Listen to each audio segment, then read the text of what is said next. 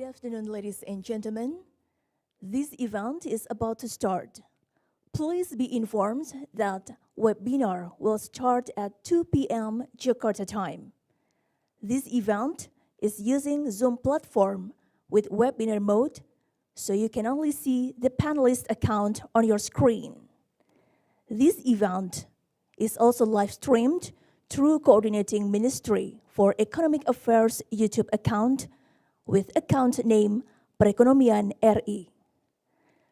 Attendance list form is only intended for participants in YouTube, and the link will be disseminated in YouTube chat box.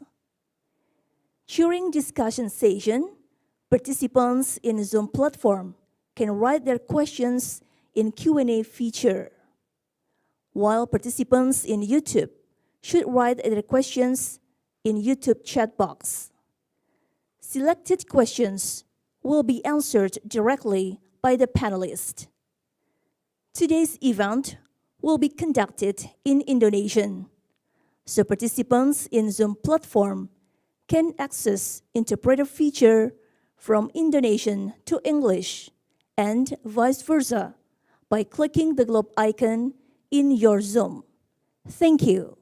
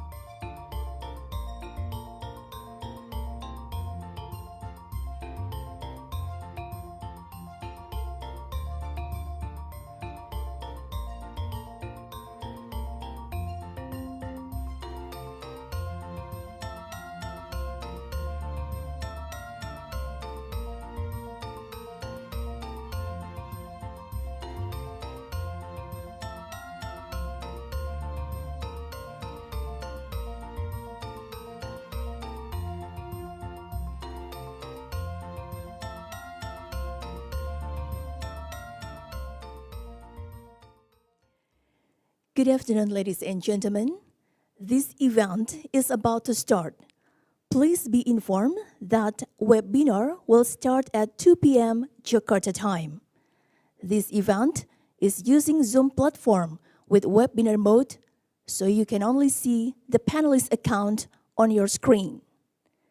This event is also live streamed through Coordinating Ministry for Economic Affairs YouTube account with account name Perekonomian RI.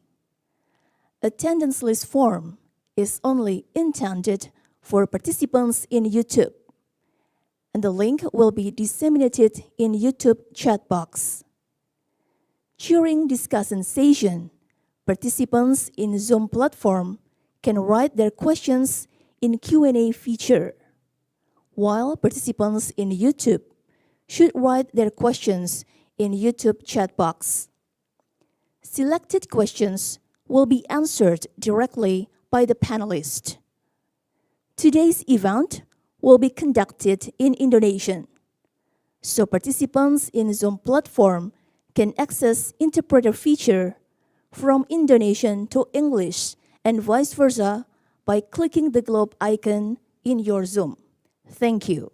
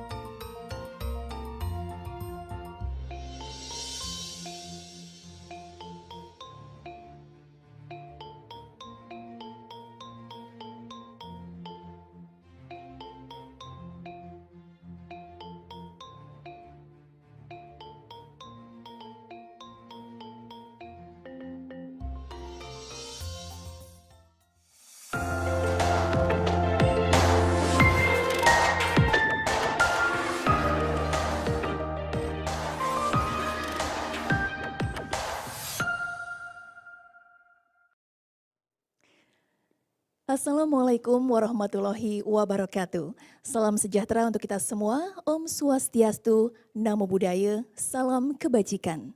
Selamat siang yang terhormat Menteri Koordinator Bidang Perekonomian Republik Indonesia, Bapak Erlangga Hartarto, yang kami hormati Wakil Menteri Luar Negeri Republik Indonesia, Bapak Mahendra Siregar, Resident Representative United Nations Development Program Indonesia, Mr. Norimasa Simomura, para Duta Besar Negara Sahabat, para Duta Besar Republik Indonesia di negara sahabat, para panelis, moderator, serta para peserta yang telah tergabung melalui platform Zoom maupun YouTube. Kami ucapkan selamat datang dalam acara International Webinar on Sustainable Palm Oil Development in Indonesia.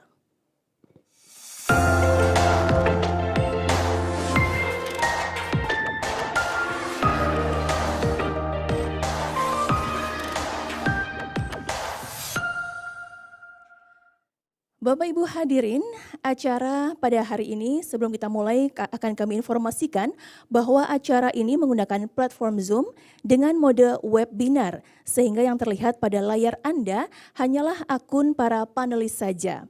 Webinar ini juga disiarkan secara langsung melalui akun YouTube milik Kementerian Koordinator Bidang Perekonomian dengan nama akun Perekonomian RI. Peserta yang bergabung melalui platform Zoom tidak perlu mengisi daftar hadir karena data sudah terkumpul saat registrasi. Sementara peserta yang bergabung melalui YouTube mohon mengisi daftar hadir yang tautannya akan disampaikan melalui chat box YouTube. Pada sesi diskusi, peserta yang bergabung melalui platform Zoom dapat menyampaikan pertanyaan melalui fitur Q&A. Sementara peserta yang bergabung melalui YouTube dapat menyampaikan pertanyaan melalui fitur chat box YouTube. Beberapa pertanyaan terpilih akan langsung dijawab oleh para panelis. Dan bahan paparan serta sertifikat akan dikirimkan kepada peserta setelah kegiatan selesai. Bapak Ibu hadirin, kami informasikan pula bahwa peserta yang bergabung melalui platform Zoom dapat mengakses fitur penerjemah dari bahasa Indonesia ke bahasa Inggris dan juga sebaliknya. Silahkan klik icon globe pada Zoom Anda untuk mengakses fitur tersebut. Bapak Ibu hadirin yang kami hormati, memasuki agenda pertama, berikut akan kita simak bersama sambutan yang akan disampaikan oleh Resident Representative United Nations Development Program Indonesia, Mr. Norimasa Shimomura.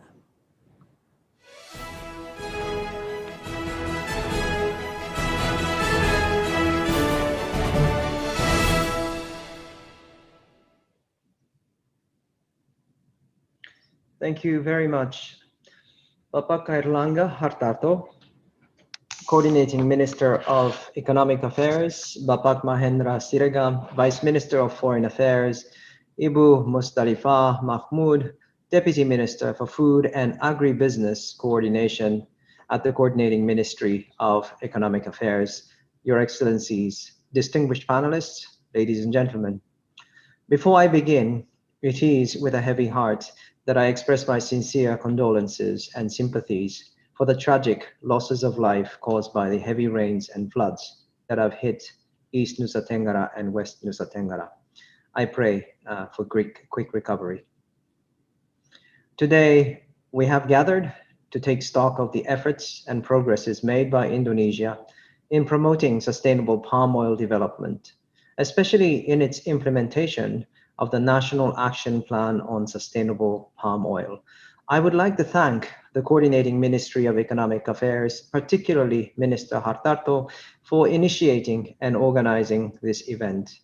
The webinar is an expression of Indonesia and international community's commitment to continue to work together and bolster the principles of sustainability. As you're aware, palm oil is currently the most produced and traded vegetable oil in the world, representing 38% of the global vegetable oil production, with at least 62 million tons being produced annually. Indonesia is the top producer, and together with neighboring Malaysia, the two countries satisfy 85% of the global demands. There are environmental and social challenges surrounding the global production of palm oil, including in Indonesia. And yet, palm oil also supports millions of families throughout Indonesia to make their living. It is also a major export commodity for this emerging economy.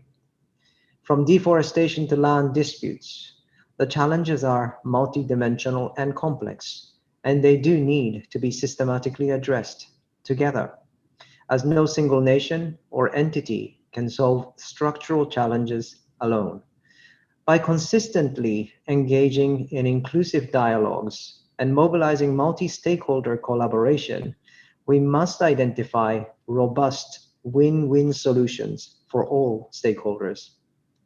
UNDP's Global Human Development Report, issued in December, stressed the importance of putting both the environmental sustainability and human prosperity at the top of our priorities if humanity is to survive and advance in a sustainable manner. A lasting prosperity can only be achieved where three dimensions of development are fulfilled: development that is socially equitable, economically inclusive, and environmentally sustainable. UNDP has accompanied Indonesia's effort to ensure that palm oil production becomes more sustainable with minimal consequences on its forests and environment. The COVID-19 pandemic is perhaps an additional wake-up call for the world that striking the balance between sustainability and prosperity is a matter of exigency. Ladies and gentlemen, globally, UNDP works extensively on sustainable agriculture and food security, with an aggregate portfolio of over 1.2 billion US dollars, contributing to the creation of sustainable global food and agricultural commodities systems. Here in Indonesia, we have been grateful to be a part of UNDP's global initiative that promotes green commodities funded by the Global Environment Facility, Swiss Secretariat for Economic Affairs, German GIZ, and IKEA. In different parts of the world, UNDP has contributed, for example, to the creation of national commodity platforms, such as Pineapple Platform in Costa Rica, Cocoa Platform in Ghana, and Coffee Platform in Peru. Here in Indonesia, UNDP has worked on sustainable palm oil since 2014. In partnership with the Ministry of Agriculture, we helped to establish Indonesia's Sustainable Palm Oil Platform, commonly known by its Indonesian acronym FOXB. As you may be aware, FOXB has been an integral part of the National Action Plan on Sustainable Palm Oil, as it led the formulation of this action plan. With the National Action Plan in strong motion, as reflected in the 2019 presidential instruction, the Sustainable Palm Oil Platform has addressed some of domestic interests benefiting from international inputs. The platform has become a model in Indonesia for multi-stakeholder collaboration for systemic change, not only in the palm oil sector, but also for other efforts to enhance food system transformation. UNDP Indonesia also looks forward to realizing a program that addresses the food system, land use, and restoration impact to be delivered in partnership with the Coordinating Ministry of Economic Affairs, Ministry of Agriculture, Ministry of Environment and Forestry, Ministry of National Development Planning, BAPENAS, as well as FAO. Through this program, we hope to deepen our understanding on the environmental and social impacts of sustainable palm oil, as well as production of other commodities such as coffee, cocoa, and rice in Indonesia. Ladies and gentlemen, an important focus of the Sustainable Palm Oil Partnership in Indonesia is on the enforcement of zero tolerance policy towards violation of women's rights in this sector. Despite women's enormous contribution to the operation of palm oil plantations, the sector remains male dominant, particularly at the decision-making levels. Maternity protection, employment status, and wider access to employment benefits are just some of the pressing issues faced by women. Recognizing the importance of addressing the issue, the Ministry of Women Empowerment and Child Protection called on all stakeholders to ensure the protection of women and children's rights during the national discussion on empowerment of women in the palm oil sector, which UNDP facilitated in December last year. It was also recommended then that gender concerns are integrated into the National Action Plan. I'm very happy to note that guidelines for a gender-responsive National Action Plan are now being developed with multiple stakeholders, including the Ministry of Women Empowerment and Child Protection. Another important factor in enhancing sustainable palm oil is ensuring good agricultural practices, practices that conform to the principle of no deforestation, no peatland, and no exploitation for both national and international producers and companies can significantly propel the implementation of the National Action Plan, as well as Indonesia's ability to contribute more towards the Paris Agreement. On that note, I'd like to commend the efforts made by the government of Indonesia to reduce emissions from deforestation and forest degradation through the REDD+ results-based payment schemes in partnership with the Green Climate Fund, Government of Norway, and UNDP. REDD+ recognizes progresses and provides incentives to continue to work on the emissions reduction. Ladies and gentlemen, there will be at least 2 critical international events taking place this year that can seal the fate of the world. The United Nations Food Systems Summit in September and the United Nations Climate Change Conference, or COP26, in November. We hope that discussion today will also help Indonesia to effectively contribute towards these important conferences. The process towards attaining a full and inclusive sustainability model in palm oil sector may still be long and arduous. However, I am confident that we can reach this goal if all relevant stakeholders at local, national, and international levels continue to work together. I look forward to the presentations and productive discussions today. Terima kasih. Thank you very much.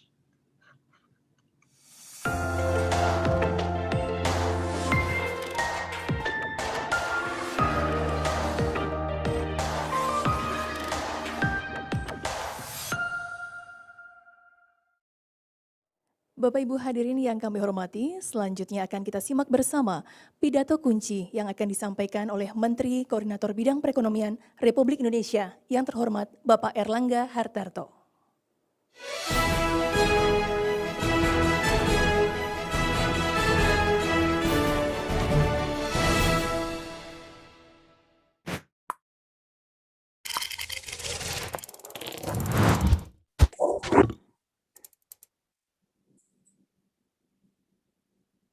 Assalamualaikum warahmatullahi wabarakatuh. Yang terhormat Wakil Menteri Luar Negeri dan Bapak Ibu peserta sekalian.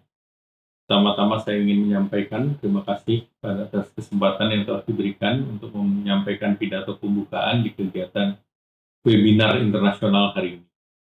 Bapak Ibu yang kami hormati, kelapa sawit merupakan komoditas yang memiliki peran strategis dalam pembangunan ekonomi Indonesia. Sebagai penghasil kelapa sawit terbesar di dunia, industri kelapa sawit telah menyediakan lapangan pekerjaan yang layak bagi 16 juta tenaga kerja. Bahkan di tengah pandemi COVID-19 sekalipun, nilai ekspor produk kelapa sawit tetap menunjukkan angka yang baik di sekitar 22,97 miliar atau tumbuh 13,6% dari tahun 2019. Tren positif ini terus berlanjut di tahun 2021. Harga referensi dari Kementerian Perdagangan untuk CPO di periode April 2021 angkanya cukup tinggi, yaitu $1.093,83 per ton. Dengan demikian, bea keluar yang diterapkan sebesar $116 per ton, dan ini tentu berdampak positif pada penerimaan negara serta peningkatan kesejahteraan pekebun kelapa sawit di tingkat tapak yang diterima dalam bentuk harga tandan buah segar. Industri kelapa sawit senantiasa dibangun dengan pendekatan yang memprioritaskan keseimbangan berbagai aspek sosial, ekonomi, dan lingkungan. Dan hal ini sejalan dengan komitmen pemerintah Indonesia dalam melaksanakan pembangunan berkelanjutan, yang mana telah diatur secara khusus dalam Rencana Pembangunan Jangka Menengah Indonesia tahun 2020-2024, dan dalam RPJMN tahun 2020-2024 tersebut, pembangunan berkelanjutan ditetapkan sebagai salah satu aspek pilar pengarus utamaan yang bertujuan untuk memberikan akses pembangunan yang adil dan inklusif, serta menjaga lingkungan hidup, sehingga mampu menjaga peningkatan kualitas kehidupan dari generasi satu ke generasi berikutnya. Dan dengan pendekatan tersebut, pemerintah Indonesia meyakini bahwa pembangunan kelapa sawit berkelanjutan dapat berkontribusi besar terhadap pencapaian tujuan pembangunan berkelanjutan di Indonesia. Bapak Ibu yang saya hormati, kebijakan terbaru yang dilakukan oleh Bapak Presiden dalam rangka akselerasi pembangunan kelapa sawit berkelanjutan adalah Peraturan Presiden Nomor 44 tahun 2020 tentang sistem sertifikasi perkebunan kelapa sawit berkelanjutan yang biasa kita kenal dengan nama Indonesia Sustainable Palm Oil atau ISPU. Aturan ini mewajibkan seluruh perusahaan dan pekebun sawit untuk mendapatkan sertifikasi ISPU sebagai jaminan bahwa praktek produksi yang dilakukan telah mengikuti prinsip dan kaidah berkelanjutan. Bapak Ibu sekalian, mengingat luasnya skala industri kelapa sawit, mulai dari hulu perkebunan hingga hilir pemanfaatan produk kelapa sawit di berbagai sektor industri, maka saya meyakini bahwa kerjasama dan kolaborasi untuk membangun kelapa sawit berkelanjutan adalah sebuah keniscayaan. Pemerintah Indonesia tidak dapat bekerja sendiri dan membutuhkan seluruh dukungan dari pemangku kepentingan, mulai dari sektor hulu sampai hilir hingga masyarakat. Pemangku kepentingan Indonesia pun tentu tidak dapat bekerja sendiri tanpa dukungan dari kepentingan stakeholder di tingkat global. Oleh kesempatan ini, saya mengajak seluruh pemangku kepentingan, termasuk yang di tingkat global, untuk bersama-sama membangun kelapa sawit berkelanjutan, dan saat ini adalah momentum yang tepat untuk melakukan hal tersebut, dan berbagai kebijakan telah diambil oleh pemerintah, dan tentunya ekosistem pendukung ini harus didukung oleh seluruh pihak, baik di tingkat nasional maupun daerah.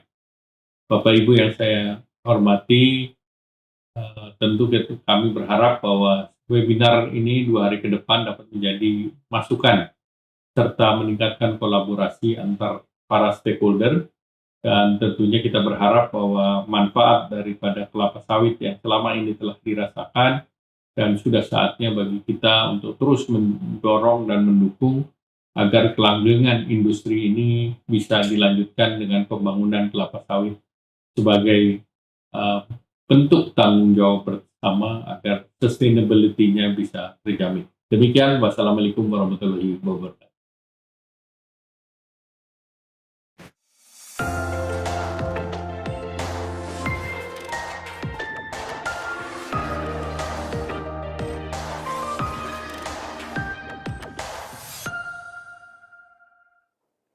Bapak Ibu hadirin yang kami hormati, selanjutnya akan kita simak bersama paparan tentang tata kelola kelapa sawit berkelanjutan untuk pencapaian tujuan pembangunan berkelanjutan atau SDGs oleh Wakil Menteri Luar Negeri Republik Indonesia yang terhormat Bapak Mahendra Siregar.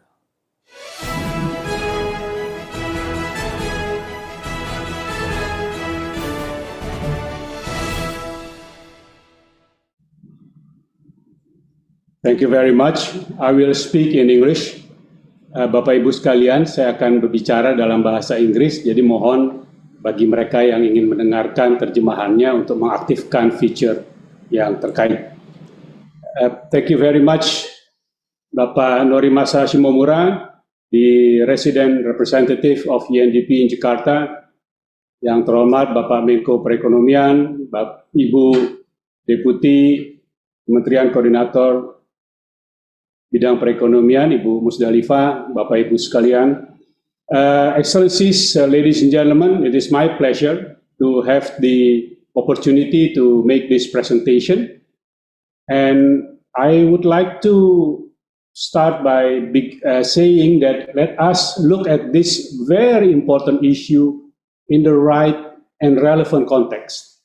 It should be perceived as our efforts to promote Sustainable Development Goals based as the ultimate sustainability criteria for many aspects of our life, including vegetable oils.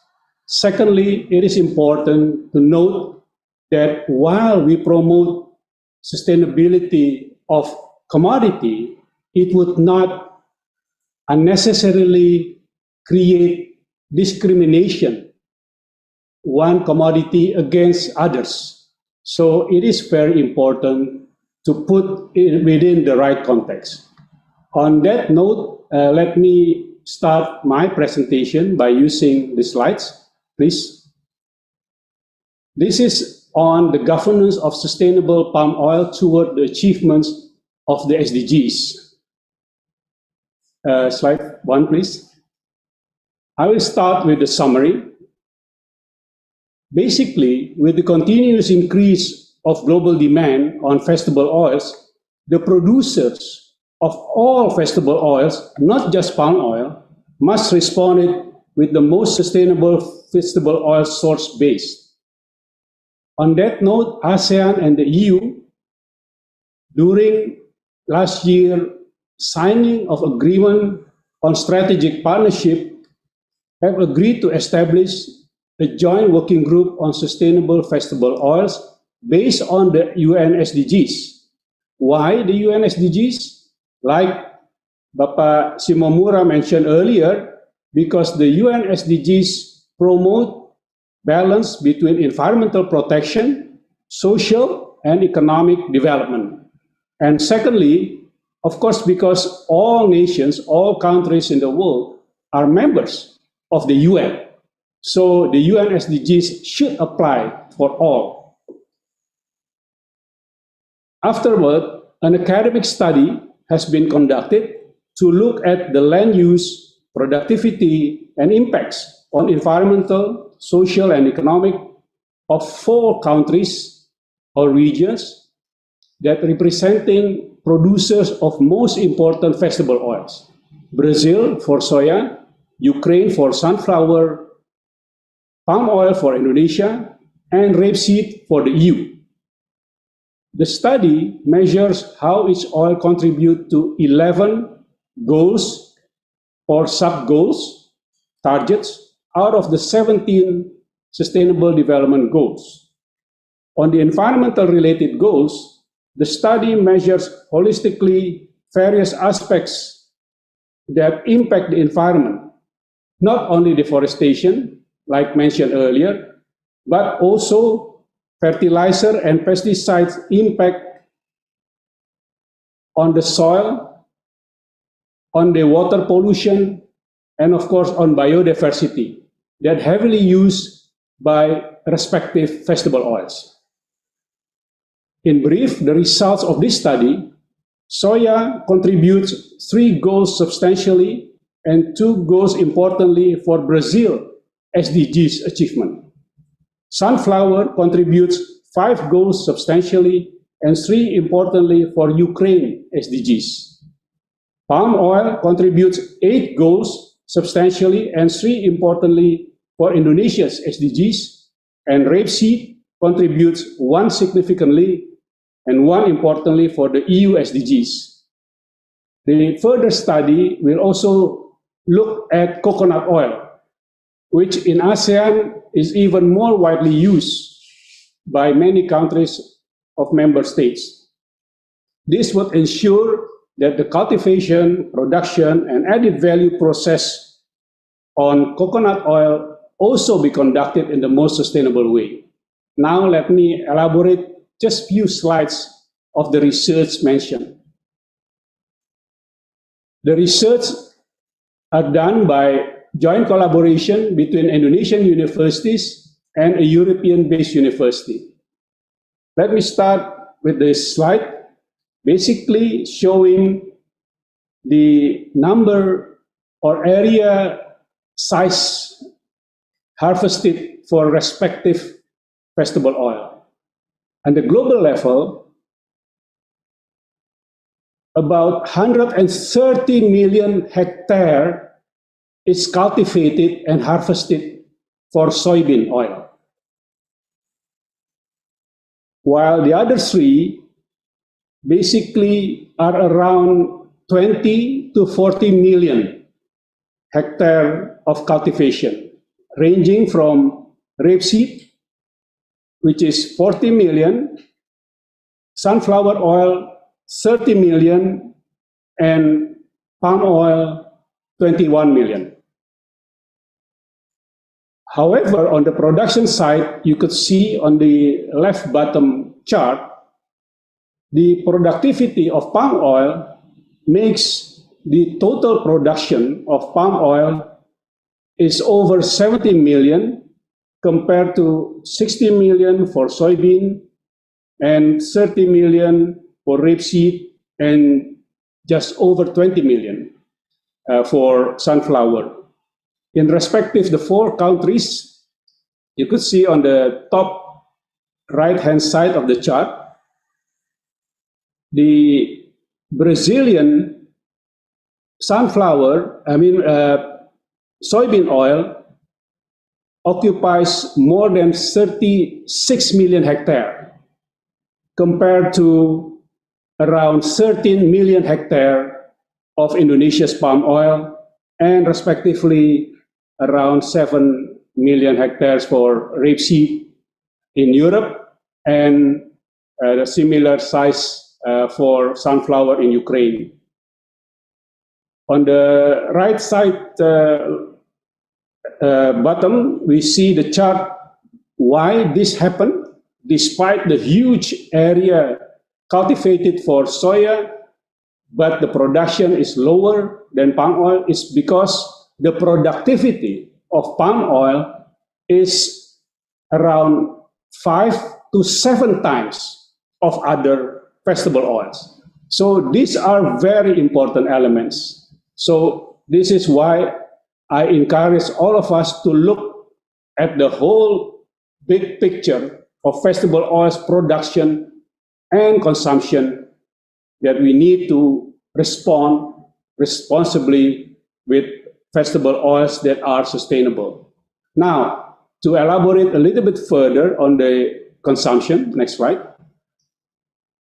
This is just a picture showing you with that level of production, more than 50% of global exports are filled by palm oil. And in terms of consumption, over 40% compared to other vegetable oils ranging around 10 to 28%. Next slide. And this is the forecast of world demands for vegetable oil until 2030. Why 2030? Because the UN SDGs is targeted to be achieved by 2030. So we use the same time frame. So you could see the forecast of palm oil would reach around 140 million ton, and then respectively followed by soybean around 81 million, and then rapeseed 40 million, and sunflower around 38 million. And level of growth, as you could read there on the slide. Next slide. Now, what are the SDGs indicators used in measuring the vegetable oil's contribution to main producers in this study? Now, on the poverty, you could see there, the chart shows the level of poverty has reduced or decreased significantly from 1995 to 2019, contributed significantly happening in Indonesia. While the less significant reduction contributed by other vegetable oils in Brazil, Ukraine, and European Union. With regard to the hunger, which is another very important SDG, the contribution of palm oil is very significant, that has reduced from more than 25% of population living below poverty to over 6%, while the other three vegetable oils have less contribution. Next slide. Now, in terms of education, basically, we see that the significant contribution is done by soybean in Brazil, followed by palm oil, and then sunflower in Ukraine, as well as rapeseed in European Union. On the other hand, when we look at the pesticide consumption, which is very key in promoting and preserving environment, especially to prevent water pollution, river and ocean, as well as causing loss of biodiversity. We see that the amount of pesticide in Brazil is basically used by soybean cultivation is 7 kilograms per hectare, followed by 1.8 and 1.9 kilogram per hectares for sunflower in Ukraine and rapeseed in the EU, and very little usage of pesticide by palm oil. Next slide. This is the indicator related to climate actions, which is very important, and we have two of them. One is on the CO2 emission, and the other one in terms of numbers of certification of sustainability in the relevant vegetable oils. On the CO2 emission, we could see that the metric ton per capita CO2 emission in Europe is the highest. It is 6.5 ton per capita, followed by Ukraine, around 5 ton per capita, metric ton per capita, and then Brazil, then palm oil. Now, we talk about Indonesian sustainable palm oil in this particular webinar, but this gives you the biggest picture and the right context. This right-hand side charts show you from the year 1995 to 2019, almost 700 certifications and standards applied to palm oil. So that is why palm oil are very much scrutinized in all aspects, and that is why we have seen earlier the performances of palm oil in terms of sustainability. Compare that to the other three oils, which basically have around 20 to 30 certification each. So palm oil has 30 times more certification.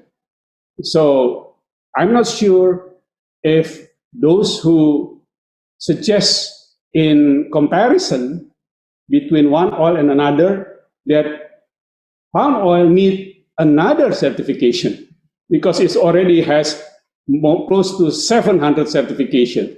If you need more certifications, then certainly it would be the other three oils rather than palm oil.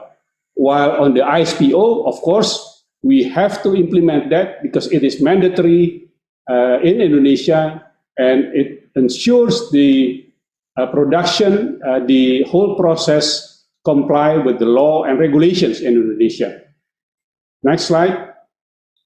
Now, this is the forecast of vegetable oil productivity because I think it is very important also to measure how do we respond to the increase of demand that I showed you earlier in the increase of consumption.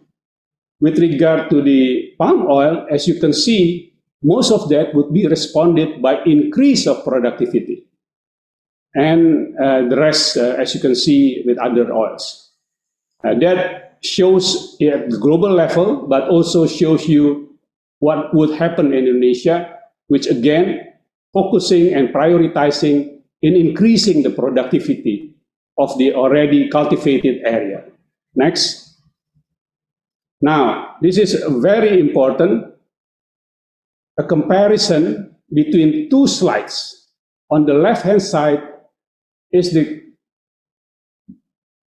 the breakdown of how the 2030 global consumption or demand would be fulfilled by the existing four oils.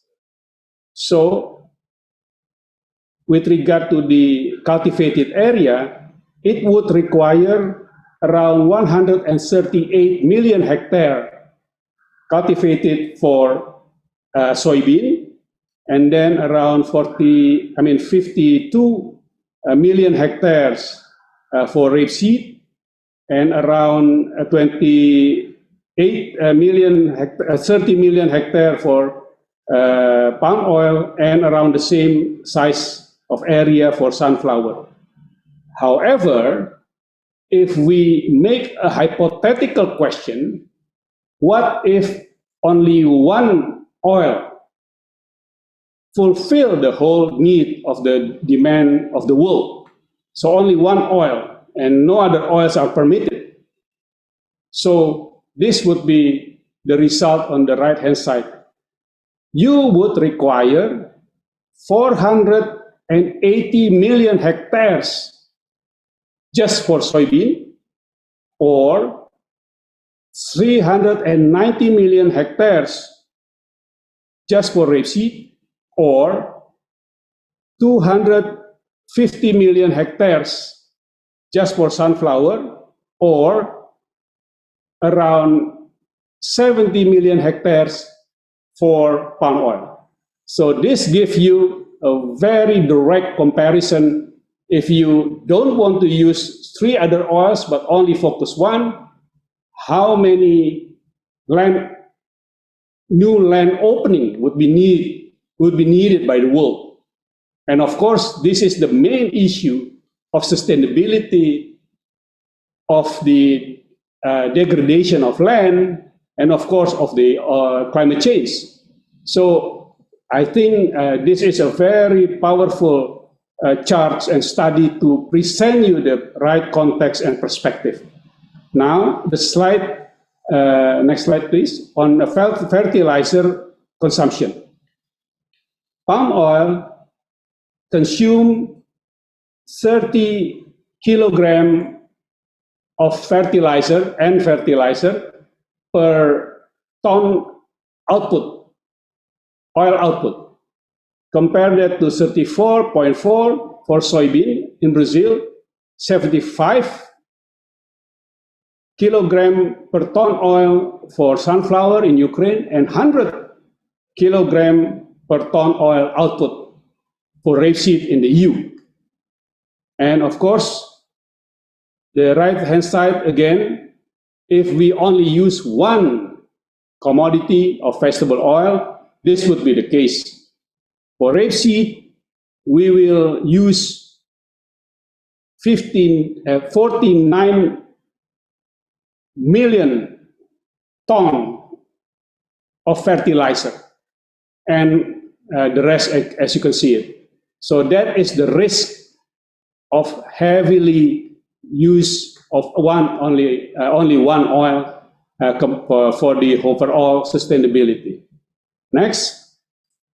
This is the comparison of usage of pesticide by the 4 respective oils, which I read 0.13 kilogram per ton oil output for palm oil, and then 3.87 for rapeseed, 10.27 for soybean, and 3.44 kilogram per ton output oil use of pesticide by sunflower cultivation in Ukraine. And then again, a hypothetical simulation, what if only one vegetable oil used? You can see the range that would use much more for soybean compared to rapeseed, sunflower, and palm oil in 2030. Now, in terms of land oil production ratio, this is what it takes to produce 1 ton of oil output. How many hectares needed if it's all palm, if it's rapeseed, soybean, and sunflower? It would require 0.23 hectare for palm oil, 1.28 hectare for rapeseed, 1.79 hectare for soybean, and 1.03 for sunflower. And if it is again with only one oil, in this case, if we compare, if we have the business as usual, as is today, a combination between palm oil, rapeseed, soybean, and sunflower, or if there is no palm oil at all. If we still use the same combination as today, the size of the land required would be around 250 million hectares. But if there is no palm oil, then we have to add it up with another 150 million hectares because of the issue of productivity.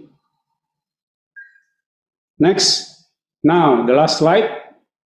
What are the impacts of the 4 vegetable oils to the achievement of SDGs indicators? I mentioned to you earlier, palm oil contribute to 8 significantly, and 3 importantly, as you can see, from SDG 1 to SDG 14 and 15.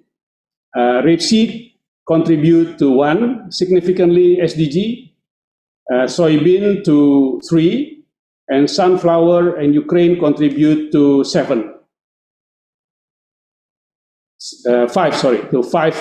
significantly and 3 importantly.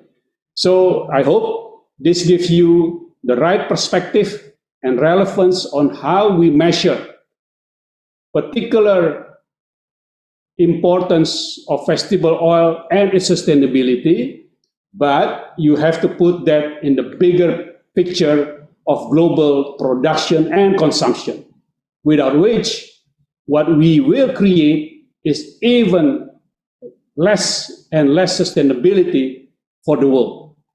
Thank you very much.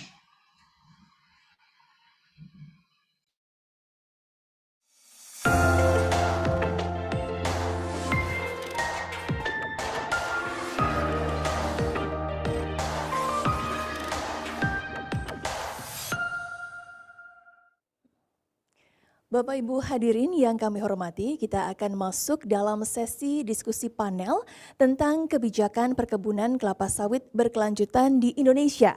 Pada sesi ini akan menghadirkan 5 panelis, yaitu Deputi Bidang Koordinasi Pangan dan Agribisnis Kemenko Bidang Perekonomian, Ibu Musdalifah Mahmud, Direktur Jenderal Perkebunan Kementerian Pertanian Bapak Kasdi Subakyono, Pelaksana Tugas Direktur Jenderal Planologi Kehutanan dan Tata Lingkungan Kementerian Lingkungan Hidup dan Kehutanan Bapak Ruanda Agung Sugardiman, Direktur Jenderal Penanganan Sengketa dan Konflik Pertanahan Kementerian Agraria dan Tata Ruang atau Badan Pertanahan Nasional Bapak Agus Wijayanto, dan juga Direktur Jenderal Pembinaan Pengawasan Ketenagakerjaan dan Keselamatan dan Kesehatan Kerja yang akan diwakili oleh Ibu Diah Hartanti Purwitasari. Dan Bapak Ibu hadirin, setelah paparan dari panelis nanti, pada sesi ini juga akan dilanjutkan dengan sharing pengalaman tentang manfaat sertifikasi Indonesian Sustainable Palm Oil atau ISPO bagi perusahaan dan pekebun kelapa sawit oleh Wakil Presiden Direktur PT Astra Agrolestari, yaitu Bapak Joko Supriyono, dan juga Ketua Koperasi Unit Desa Tani Subur Bapak Sutiana.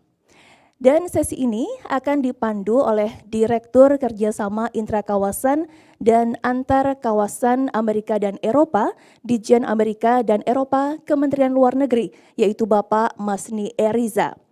Hadirin yang kami hormati, kami informasikan pula bahwa pada sharing session kali ini nanti akan diikuti dengan sesi tanya jawab. Peserta akan dipersilahkan untuk menyampaikan pertanyaannya tanpa harus menunggu sampai pada sesi tanya jawab dimulai. Peserta yang bergabung melalui platform Zoom dapat menyampaikan pertanyaan melalui fitur Q&A.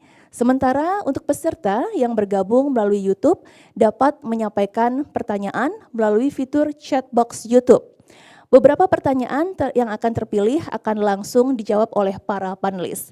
Baik Bapak Ibu hadirin, langsung saja kita ikuti bersama diskusi panel yang akan dipandu oleh moderator Bapak Masni Eriza. Kami silakan.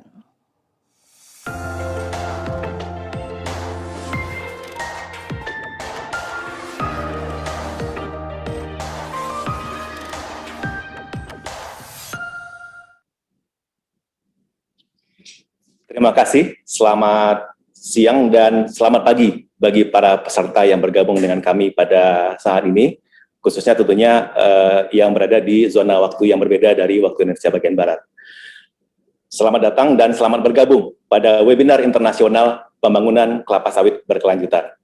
Pertama-tama, perkenankan kami menyampaikan apresiasi kepada semua pihak yang telah dengan sangat teliti mempersiapkan pelaksanaan webinar internasional ini, dan khususnya tentu saja perkenan kami juga menyampaikan apresiasi kepada para peserta webinar, baik dari kementerian dan lembaga terkait, kemudian duta besar dan perwakilan negara-negara sahabat yang ada di Indonesia, kemudian para duta besar dan perwakilan Republik Indonesia yang ada di luar negeri, dan kalangan dunia usaha maupun pemerhati industri sawit. Bapak dan Ibu sekalian, kita ketahui bahwa keberlanjutan sawit Indonesia seringkali disoroti, bahkan dipertanyakan oleh banyak pihak. Berbagai tuduhan diarahkan kepada kelapa sawit Indonesia. Tudingan dan seringkali juga berubah menjadi kampanye negatif, seperti bahwa adanya perkebunan sawit itu adalah penyebab deforestasi, kemudian berkurangnya keanekaragaman hayati, kemudian berkurangnya wildlife protection, kemudian menimbulkan polusi pada air, hingga ke isu-isu pelanggaran hak asasi manusia, dan lain-lain sudah cukup sering kita dengar. Webinar kita pada siang ini akan dapat tentunya membuka wawasan para peserta sekalian tentang kebijakan pemerintah terkait kelapa sawit berkelanjutan, maupun implementasi dari Rencana Aksi Nasional Kelapa Sawit Berkelanjutan, baik dari sisi perkembangannya hingga saat ini, kemudian tantangan apa yang dihadapi, serta peta jalan ke depannya. Bapak Ibu sekalian, di awal kita sudah mendengarkan paparan dari Wakil Menteri Luar Negeri Bapak Mahendra Siregar. Sudah ada gambaran komprehensif, perbandingan komprehensif berdasarkan kajian ilmiah yang dilakukan lembaga riset di Indonesia dan Eropa, bagaimana tata kelola minyak nabati termasuk kelapa sawit berkontribusi terhadap pencapaian target-target Sustainable Development Goals. Dan bahwa berdasarkan kajian tersebut terlihat sektor minyak sawit Indonesia telah sangat memperhatikan isu sustainability. Berikutnya, pada sesi diskusi nanti, kita juga akan dapat berinteraksi dengan para narasumber kita, sehingga mungkin hal-hal yang belum secara rinci disampaikan oleh para narasumber akan bisa didiskusikan lebih lanjut dan dipahami secara lebih baik.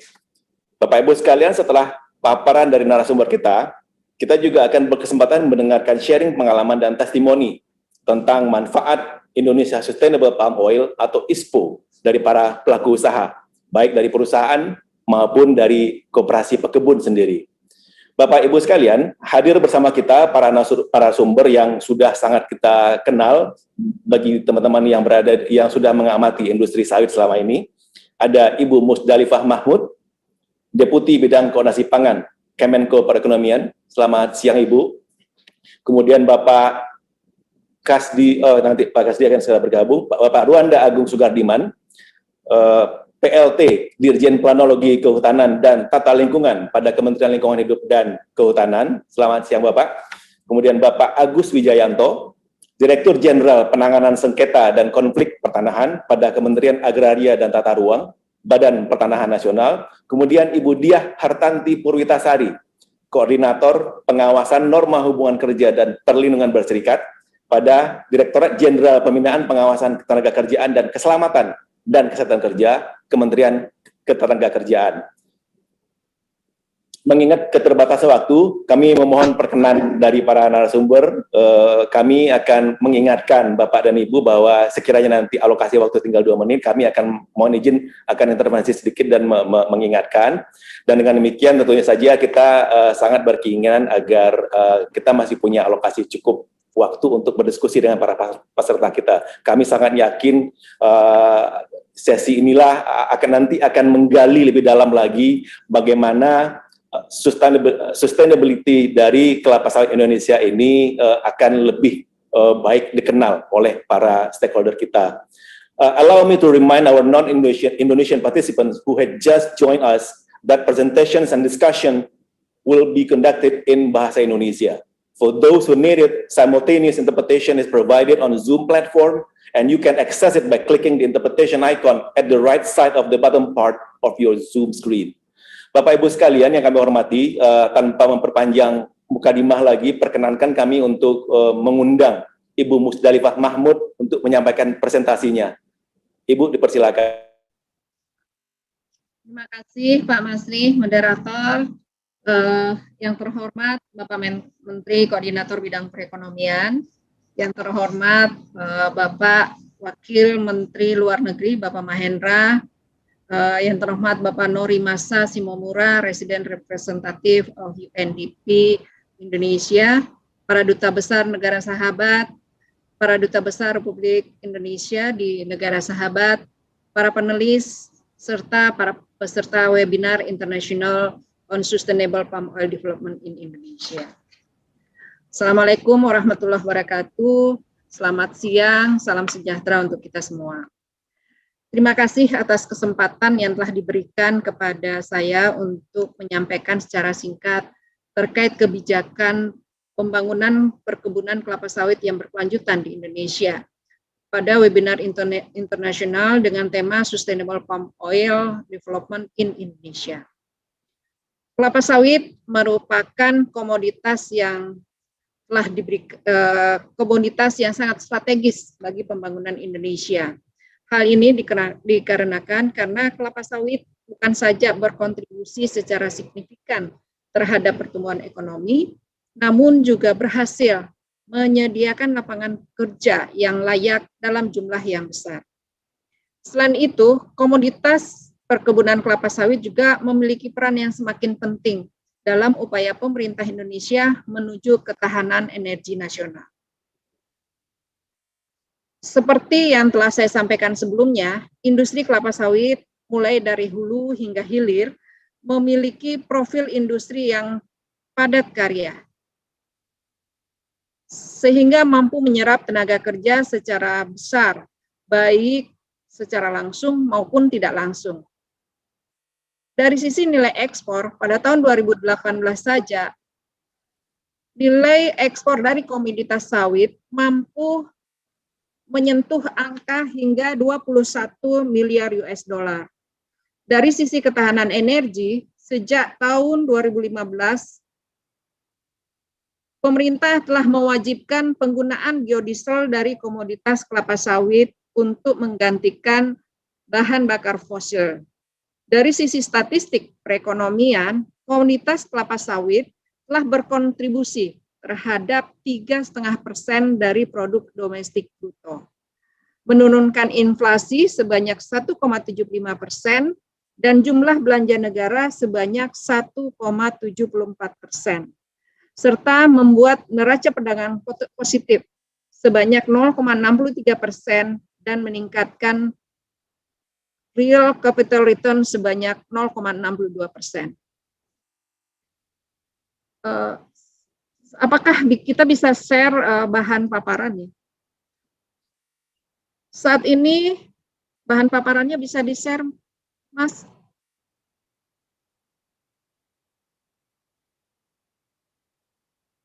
Saat ini terdapat lebih dari 19,5 juta rakyat yang bekerja di industri kelapa sawit, serta 2,6 juta pekebun kelapa sawit di Indonesia.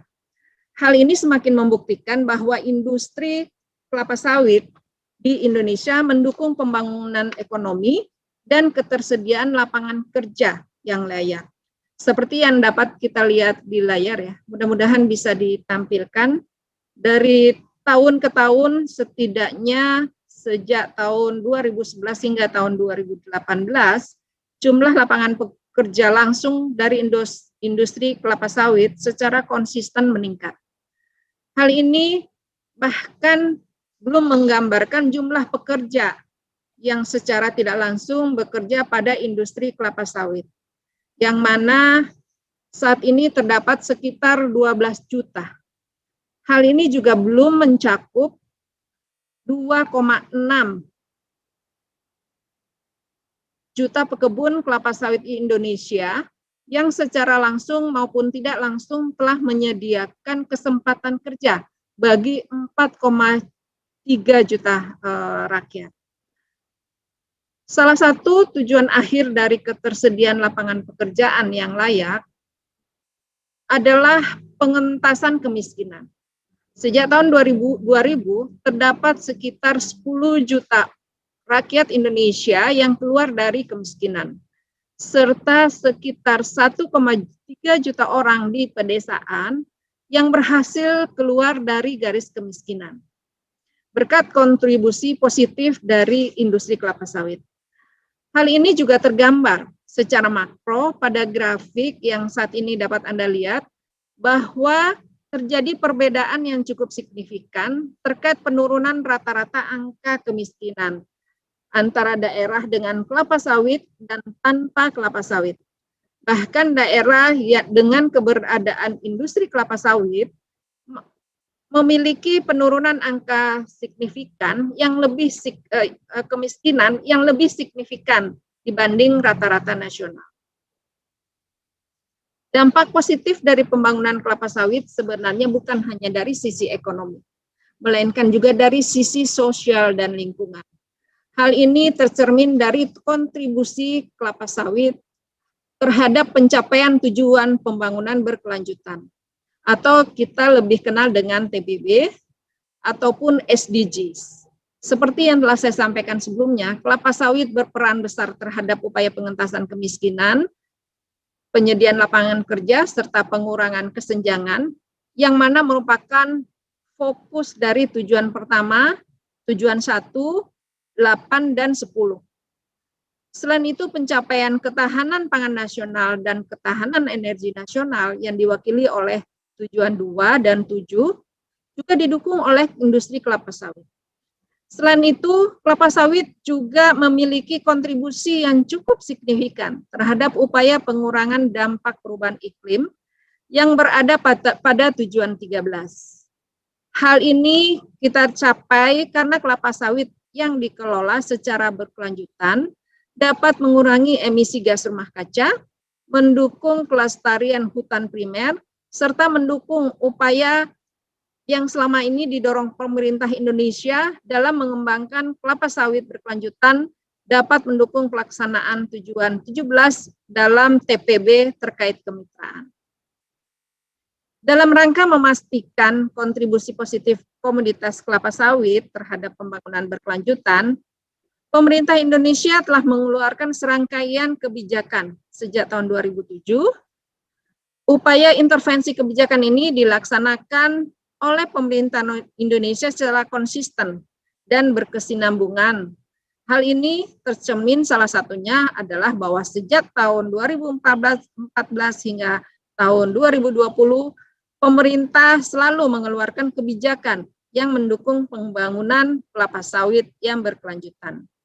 Mulai dari kebijakan berkaitan dengan tata kelola hutan alam primer, pengendalian kebakaran hutan dan lahan, sistem sertifikasi Indonesia Sustainable Palm Oil, restorasi gambut, kebijakan satu peta, peremajaan sawit rakyat, moratorium dan peningkatan produktivitas perkebunan kelapa sawit, hingga yang terbaru adalah terkait rencana aksi nasional pembangunan kelapa sawit berkelanjutan 2019 sampai dengan 2024, serta peraturan Presiden dan peraturan Menteri Pertanian terkait penguatan sistem sertifikasi ISPO.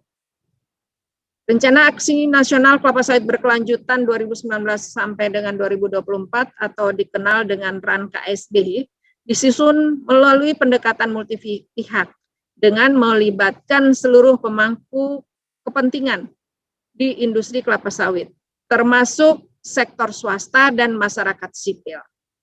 Dokumen ini ditujukan untuk menjadi sebuah peta jalan yang komprehensif dan menjadi rujukan para pemangku kepentingan dalam mendukung pembangunan kelapa sawit berkelanjutan di Indonesia.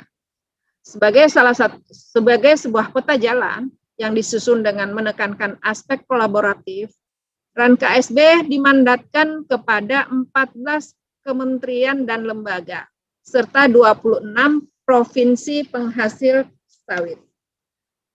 28 program dalam RAN KSB dibagi dalam 5 komponen besar, yaitu komponen A, ini layarnya tidak bisa pindahin. Komponen A berkaitan dengan penguatan data, koordinasi dan infrastruktur, serta komponen B berkaitan dengan peningkatan kapasitas dan kapabilitas pekebun. Komponen C berisi seluruh program yang mendukung pengelolaan dan pemantauan lingkungan. Serta komponen D berfokus pada tata kelola perkebunan dan penanganan sengketa. Terakhir, komponen E berkaitan dengan percepatan pelaksanaan sertifikat ISPO dan peningkatan pasar. Sejak disahkan pada akhir tahun 2019, RAN KSB telah mengalami beberapa perkembangan pelaksanaan yang cukup positif. Di antaranya adalah penetapan luas tutupan lahan perkebunan kelapa sawit Indonesia seluas 16,38 juta hektar yang tersebar di 26 provinsi. Lalu terkait pelaksanaan RAN KSB di tingkat provinsi dan kabupaten, saat ini telah disahkan rencana aksi daerah perkebunan kelapa sawit berkelanjutan di berbagai provinsi dan kabupaten penghasil kelapa sawit. Lalu telah dilaksanakan inventarisasi identifikasi tanah negara bekas kawasan dan tanah negara, tanah kritis, sebagai upaya untuk pemanfaatan lahan kritis untuk penurunan emisi gas rumah kaca. Seluruh kemajuan ini dapat terjadi karena secara operasional, pelaksanaan RAN KSB secara langsung dikawal oleh Tim Nasional Pelaksana RAN KSB yang diketuai oleh Bapak Menteri Koordinator Bidang Perekonomian. Dalam menjalankan tugas kesehariannya, tim tersebut didukung oleh Sekretariat Tim Pelaksana RAN KSB. Di tingkat daerah juga telah dibentuk beberapa tim pelaksana daerah. Hal ini memungkinkan terjadinya koordinasi dan komunikasi rutin antar pemangku kepentingan komoditas kelapa sawit. Untuk memastikan program RAN KSB dapat dilaksanakan secara terpadu dan teratur, maka saat ini juga sedang disusun sistem monitoring, evaluasi, dan pelaporan. Demikian dapat saya sampaikan pada kesempatan ini. Semoga paparan singkat ini dapat menjadi bahan pemantik untuk diskusi kita di sesi berikutnya. Terima kasih. Assalamualaikum warahmatullahi wabarakatuh. Waalaikumsalam warahmatullahi wabarakatuh. Terima kasih banyak Ibu Mus. Intinya Ibu telah menyampaikan seberapa banyak warga negara Indonesia yang terlibat di dalam industri sawit kita, dalam rantai produksi, dalam rantai pasoknya. Kemudian seberapa jauh industri sawit kita berkontribusi terhadap pencapaian SDG sebagai kita di Indonesia, dan kemudian secara umum tentang keberadaan rencana aksi nasional kelapa sawit berkelanjutan, dan kemudian hingga di mana kita berada sekarang dan bagaimana kira-kira rencana ke depan secara umum. Terima kasih sekali lagi Bu Mus. Berikutnya perkenankan kami bergeser kepada narasumber berikutnya, Bapak Ruanda Agung Soekardiman. Beliau adalah PLT Direktur Jenderal Planologi Kehutanan dan Tata Lingkungan pada Kementerian Lingkungan Hidup dan Kehutanan. Kami persilakan Pak Ruanda. Nanti sekali lagi mohon izin Pak, kalau waktu tinggal 2 menit kami akan mengingatkan Bapak. Silakan Bapak. Ya. Untuk mempersingkat waktu, saya mohon share screen ya Mas.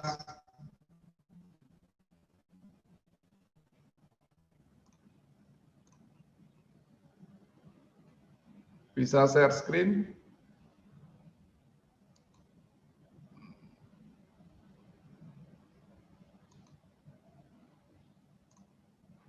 Ya, terima kasih. Selamat sore Bapak-Ibu sekalian. Kesempatan yang berbahagia bisa sharing pada sore hari ini. Saya dari Kementerian Lingkungan Hidup dan Kehutanan, Direktorat Jenderal Planologi Kehutanan dan Tata Lingkungan, ingin share kepada Bapak-Ibu sekalian mengenai penyelesaian masalah untuk perkebunan kelapa sawit dari kawasan hutan dan penyelesaian perkebunan kelapa sawit di dalam kawasan hutan. Bapak Ibu sekalian, ini diskusi akan menarik karena banyak hal yang akan bersinggungan dengan kepentingan kita semuanya. Mungkin ini akan singkat saya sampaikan. Prinsip-prinsip penyediaan lahan berkelanjutan adalah yang pertama, mempertahankan keberadaan kawasan hutan minimal. Kemudian yang kedua, tidak berasal dari hutan yang produktif, kemudian bukan berasal dari lahan gambut atau lahan hutan primer, meliputi atau hasil dari penelitian tim terpadu, kemudian berpartisipasi dalam membangun masyarakat, termasuk perekonomian dan kesejahteraan masyarakat, kemudian membangun HCPF atau High Conservation Value Forest. Jadi intinya bahwa kebun kelapa sawit itu prinsip pertama itu adalah legalitas kawasannya itu dan keberlangsungan lingkungannya tetap terjamin. Bapak Ibu sekalian, bagaimana mekanisme perubahan peruntukan kawasan hutan terutama untuk perkebunan sawit ini di KLHK ada beberapa mekanisme. Yang pertama ya melalui pelepasan kawasan hutan. Jadi kawasan hutan dimohon untuk dilepaskan sebagai areal penggunaan lain dan di sana akan diberikan izin hak guna usaha untuk kegiatan selain dari kehutanan. Kemudian di dalam PP 23 tahun 2001 tidak ada lagi tukar-menukar kawasan hutan, yang ada adalah PNBP untuk pelepasan kawasan hutan. Nanti detailnya dalam diskusi kami sampaikan. Kemudian perubahan peruntukan kawasan hutan dilakukan untuk memenuhi kebutuhan ruang sesuai tuntutan dan dinamika pembangunan termasuk usaha perkebunan. Jadi ada jendela untuk perubahan peruntukan kawasan hutan untuk kepentingan usaha perkebunan. Yang berikutnya adalah optimalisasi fungsi dan manfaat bagi masyarakat. Ini yang selalu disampaikan oleh Bapak Presiden, bagaimana meningkatkan kesejahteraan masyarakat namun tetap menjaga lingkungan. Bapak Ibu sekalian, ini adalah mekanisme peruntukan kawasan hutan untuk pembangunan di luar kehutanan. Ada mekanisme yang sudah kami siapkan di dalam regulasi KLHK, pembangunan non kehutanan pada kawasan hutan. Ini ada beberapa perundangan yang sudah kami perbaiki. Ini mudah-mudahan dalam minggu depan ini kami sudah akan bisa melaunching permen LHK baru, salah satunya terkait pemanfaatan kawasan hutan untuk kepentingan non kehutanan. Nah, ini yang perlu disampaikan kepada semua pihak, kewajiban pemegang SK pelepasan yang pertama adalah menyelesaikan pengurusan hak guna usaha atau HGU dan atau titel hak lainnya atas areal yang ditetapkan batas pelepasan kawasan hutannya. Jadi setelah kawasan hutan itu dilepaskan melalui proses yang sudah kami atur di dalam regulasi, harus segera diurus HGU-nya. Sehingga ada titel hak lain atas area yang ditetapkan pelepasan tersebut. Kemudian yang kedua, melaksanakan ketentuan peraturan perundangan mengenai pemanfaatan kayu dan hasil hutannya. Dan ini yang harus dipenuhi. Jadi kalau misalnya areal tersebut masih ada potensi hutannya, harus melalui peraturan perundangan mengenai pemanfaatan kayunya, izin pemanfaatan kayu atau IPK-nya. Kemudian ini yang penting juga bahwa melaksanakan tanggung jawab sosial dengan membangun kebun untuk masyarakat di sekitar kawasan hutan dengan luas paling sedikit 20% dari total luas kawasan hutan yang dilepas atau diusahakan oleh perusahaan. Dan ini jangan dilupakan oleh yang mempunyai hak pelepasan tersebut. Kemudian yang keempat, kewajiban bagi pemegang SK pelepasan adalah mengembangkan kawasan hutan yang bernilai konservasi tinggi. Artinya kawasan yang dilepas namun masih mempunyai tutupan yang bagus, masih mempunyai CPF, harus dikelola, harus dikembangkan sehingga fungsi-fungsi lingkungan masih terjaga dengan baik. Bapak Ibu sekalian, permasalahan yang kami hadapi, yang kita hadapi bersama adalah ini beberapa hal menjadi dispute di antara kita semuanya. Yang pertama, terdapat perkebunan yang dibangun di dalam kawasan tanpa didahului penerbitan SK pelepasan hutan oleh Menteri LHK. Jadi kegiatannya sudah ada, izinnya belum dilakukan. Kemudian terdapat HGU perkebunan yang diterbitkan di dalam kawasan hutan. Dan ini dispute yang cukup banyak juga. Penguasaan lahan oleh masyarakat untuk kebun sawit di dalam kawasan hutan, Dan yang keempat, banyak pelepasan kawasan hutan tapi belum dibangun menjadi kebun, masih berupa hutan. Ini harusnya menjadi HCVF dan dilindungi untuk lingkungan yang baik. Bapak Ibu sekalian, kebijakan itu adalah untuk menyelesaikan sawit di dalam kawasan hutan. Ada beberapa regulasi yang sudah kami update, yang sudah kami perbarui. Yang terbaru adalah di dalam UU CK kita, Undang-Undang CK nomor 11 tahun 2020, khususnya bisa Bapak periksa pasal 110A dan 110B mengenai kawasan hutan yang dipakai untuk kegiatan yang lain itu. Bapak Ibu bisa pelajari yang di sana. Kemudian kalau kita lihat dari PP 104 tahun 2015 pasal 51 itu, ini yang dari hasil rekonsiliasi beberapa kementerian, terdapat sawit di dalam kawasan seluas 3,3 juta hektar, di mana 2,6 juta hektar belum ada proses pengajuan penyelesaian untuk pelepasannya. Dan ini harus segera didorong karena tadi prinsip ISPO adalah legalitas dari lahan yang digunakan.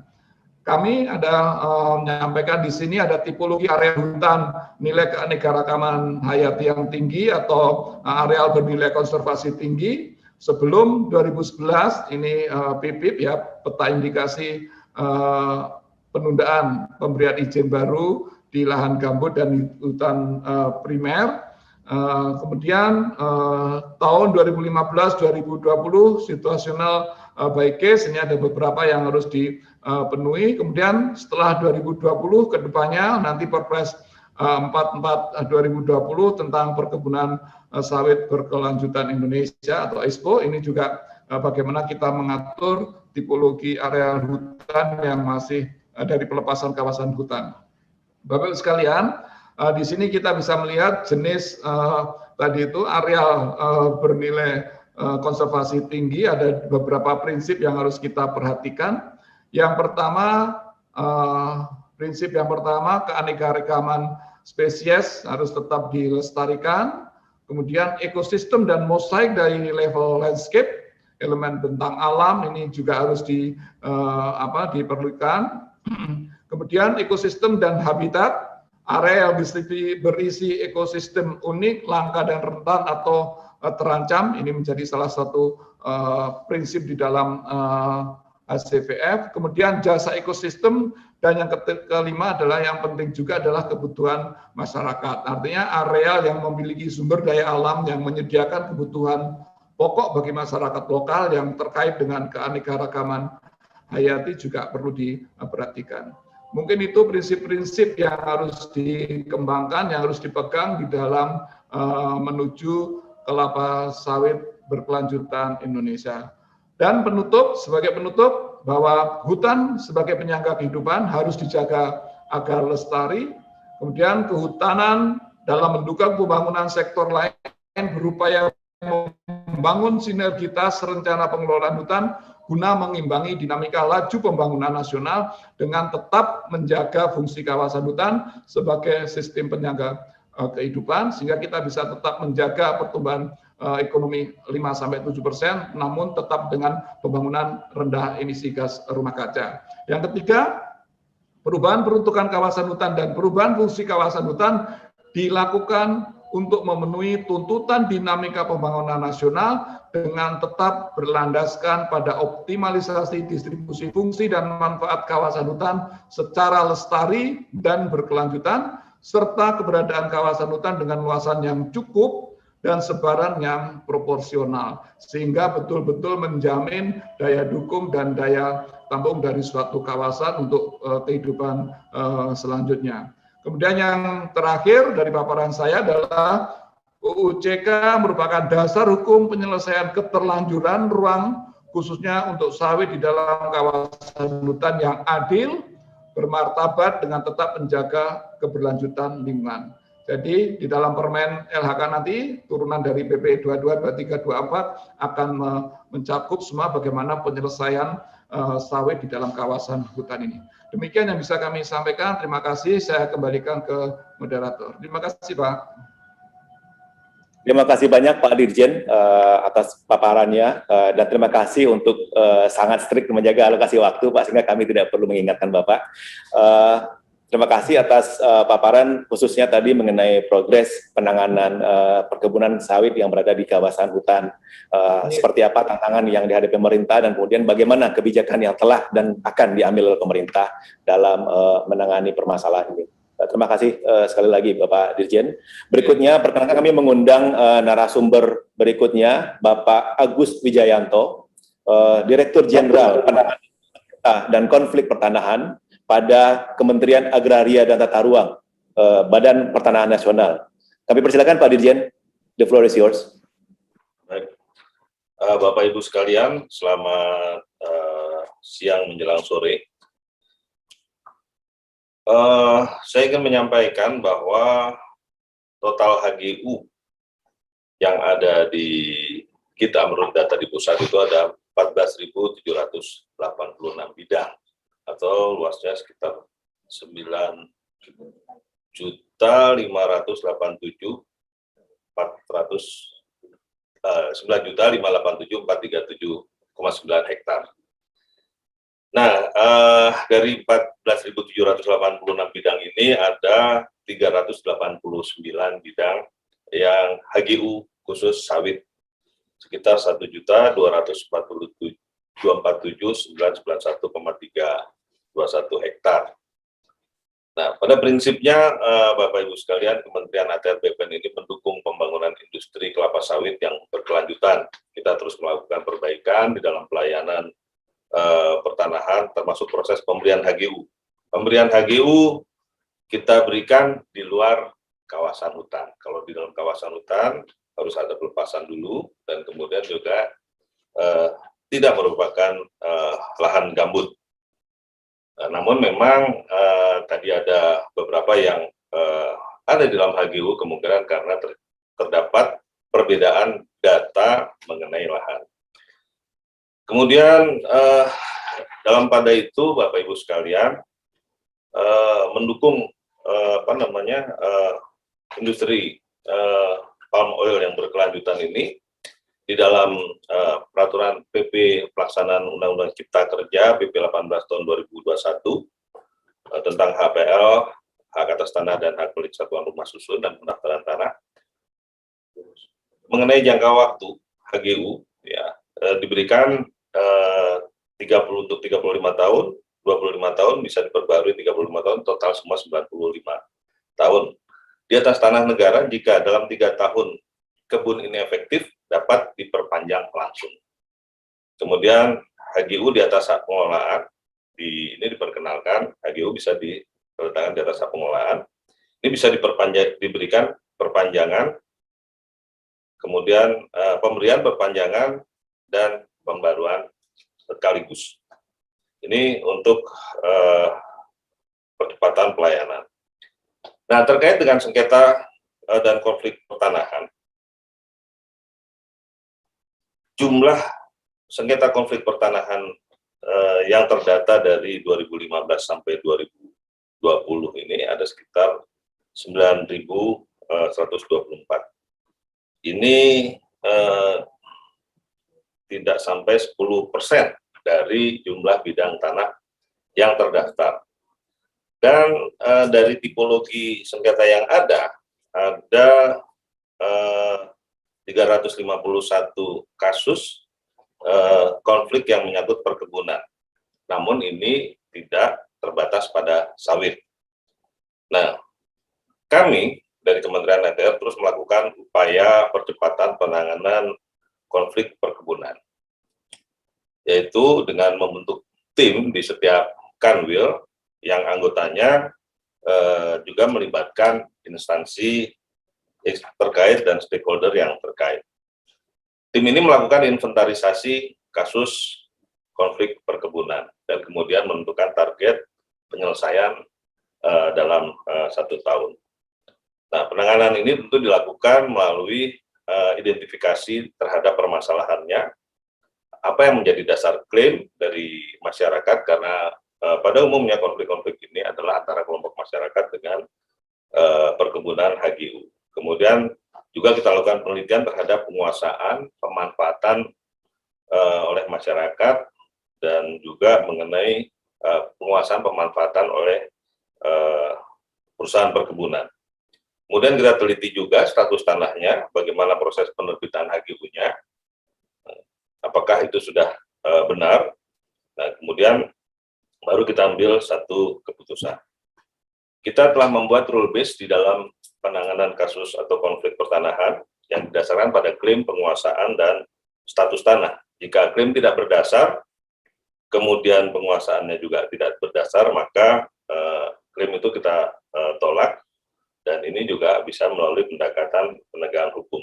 Namun jika klaim berdasar, ini perlu ada perhatian terhadap kepentingannya melalui kompensasi ataupun melalui mediasi yang bisa juga dalam bentuk lain selain kompensasi berupa uang. Jika penguasaan berdasar dan memang penguasaan HGU oleh perusahaan perkebunan ini tidak dimanfaatkan dengan benar, maka ini bisa diselesaikan melalui pendekatan tanah telantar. Dalam hal ini, mediasi merupakan salah satu solusi yang paling baik, yang hasilnya bisa berupa ganti rugi ataupun relokasi. Beberapa kasus yang kita selesaikan dengan mediasi ini menghasilkan penyelesaian yang win-win solution dan penyelesaian yang tuntas. Pada umumnya konflik pertanahan yang menyangkut HGU perkebunan ini disebabkan karena kebun-kebun HGU ini dianggap telantar, tidak dikerjakan, dan sehingga dikerjakan oleh masyarakat. Kemudian HGU berakhir tetapi tidak segera diperpanjang, sehingga menjadi tanah negara dan kemudian dikuasai oleh masyarakat. Tuntutan plasma perusahaan yang belum dialokasikan. Kemudian masyarakat belum diberi ganti rugi tanahnya atau dengan dalil perusahaan salah bayar. Kemudian klaim-klaim atas ulayat. Kemudian masyarakat menuntut agar HGU tidak diperpanjang dengan melakukan gugatan-gugatan atau melakukan permohonan untuk HGU diletakkan status quo. Nah, terhadap hal seperti ini, telah ada kebijakan-kebijakan yang dituangkan antara lain di dalam PP 18/2021 yang memberi penguatan terhadap penyelesaian sengketa, dan juga peraturan-peraturan yang lain terkait dengan ulayat. Tanah ulayat ini akan dilakukan pendaftaran, bukan dalam pengertian diterbitkan sertifikat, tapi didaftarkan dan dipetakan. Kemudian HGU dapat diterbitkan di atas tanah ulayat. Di dalam PP 18 diatur bahwa HGU bisa diterbitkan di atas tanah ulayat. Maka dalam hal HGU berakhir, ini kemudian kembali kepada tanah ulayat. Dengan demikian juga tidak setiap kelompok masyarakat bisa mengklaim sebagai ulayat. Penentuan ulayat mengacu pada Permendagri nomor 52 tahun 2014. Kemudian mengenai blokir dan status quo, kita beri waktu setiap pihak bisa melakukan status quo apabila ada kepentingan dalam tempo 30 hari jika tidak diikuti dengan gugatan atau sita. Maka kalau tidak ada gugatan atau sita setelah 30 hari status quo itu terangkat, sehingga jika HGU itu akan berakhir, itu kemudian bisa diperpanjang atau diperbarui. Demikian juga mengenai jangka waktu berlakunya sertifikat. Sertifikat yang sudah berlaku selama 5 tahun dan tidak pernah ada keberatan atau gugatan, maka setelah 5 tahun ini tidak dapat lagi diganggu gugat kecuali melalui pengadilan. Nah, ini kiranya hal-hal yang dilakukan dalam salah satunya di dalam mendukung sustainable palm oil ya, yang menjadi program kita semua. Nah, barangkali hal-hal yang diperlukan agar sengketa ini juga dan konflik ini juga tidak berkembang adalah satu pencegahan. Yang pertama, pengusaha atau perkebunan agar melakukan kegiatan perkebunan sesuai dengan luasan HGU. Karena tadi salah satu penyebabnya adalah juga penguasaan lahan yang lebih dari HGU. Kemudian manfaatkan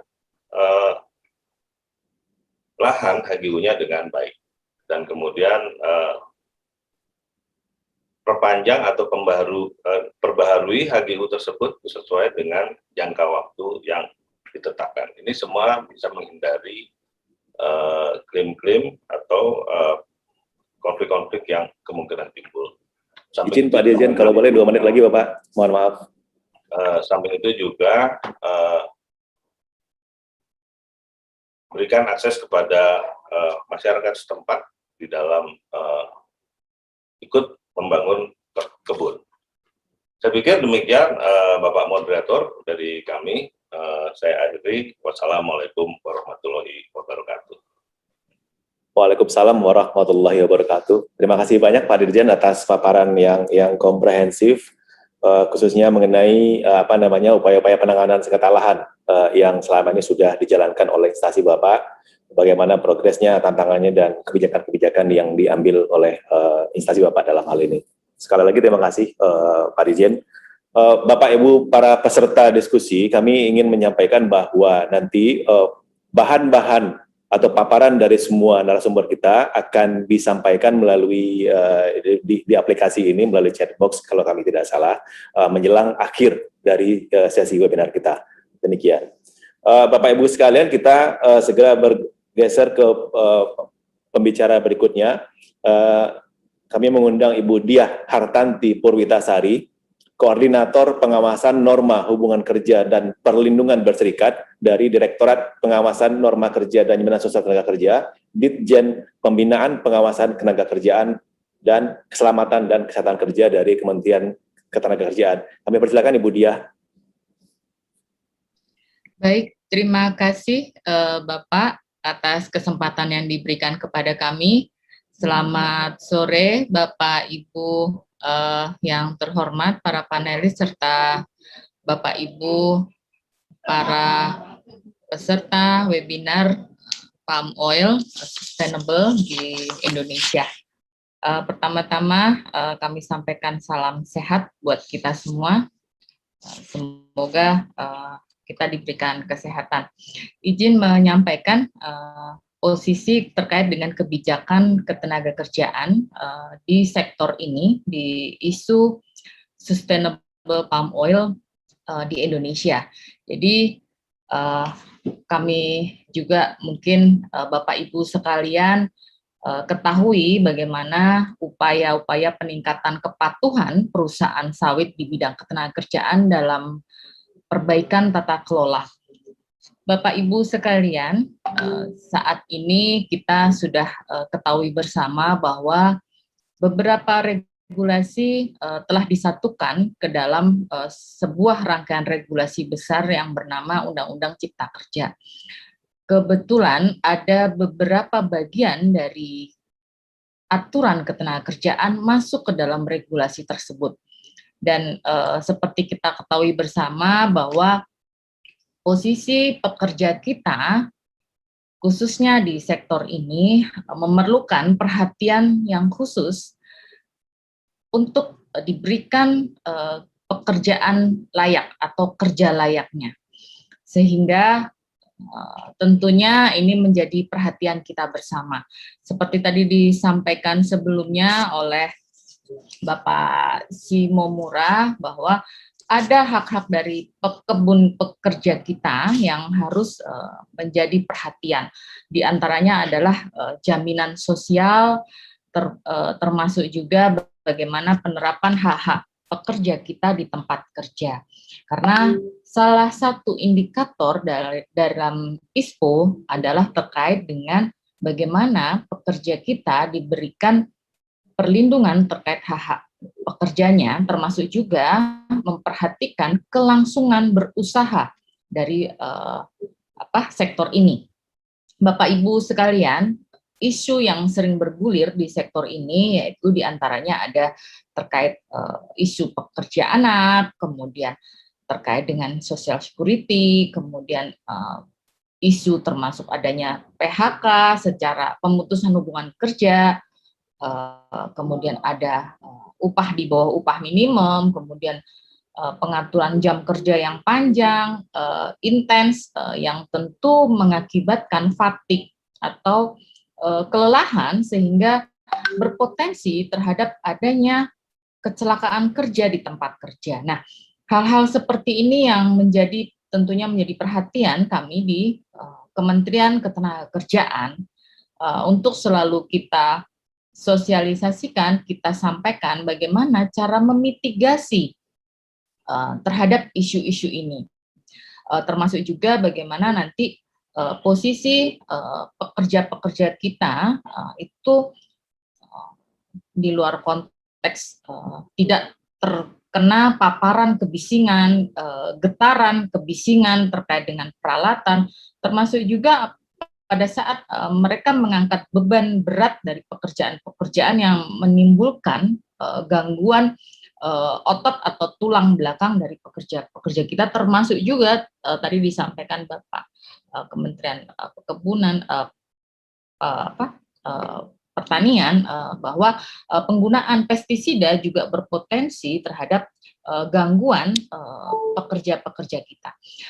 Ya tentunya tantangan yang ada di depan mata kita perlu kita lakukan penyelesaiannya, dan strategi yang dimiliki oleh Kementerian Ketenagakerjaan sebagaimana Inpres nomor 6 tahun 2019 menyebutkan bahwa harus ada peningkatan kepatuhan terhadap sektor ini, peningkatan kepatuhan regulasi ketenagakerjaan di sektor ini.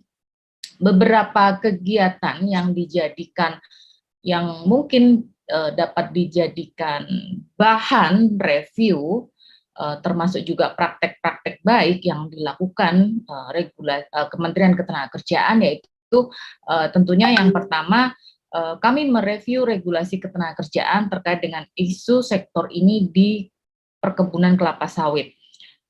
Ada hal-hal yang perlu direview lagi terkait penerapan ketentuan yang selama ini dijalankan karena ada memang regulasi ketenagakerjaan yang berbeda pengaturannya. Contoh, apabila perusahaan akan mempekerjakan pekerja melebihi waktu kerja standar 7 jam dalam satu hari, yang tadinya hanya 3 jam kelebihan tersebut, maka untuk saat ini bisa dipergunakan dengan posisi 4 jam kelebihannya dalam satu hari. Namun demikian tidak setiap hari pekerja tersebut bisa melaksanakan kelebihan waktu kerjanya, karena tentunya kerja lembur itu atau kelebihan waktu kerja yang secara umum itu hanya dilaksanakan secara insidental untuk menjaga aspek K3 atau aspek keselamatan dan kesehatan kerjanya. Jadi Bapak Ibu sekalian, kegiatan pertama yang bisa kami sampaikan untuk praktek-praktek ke depan dan saat ini sudah kami review, yaitu terkait dengan review regulasi.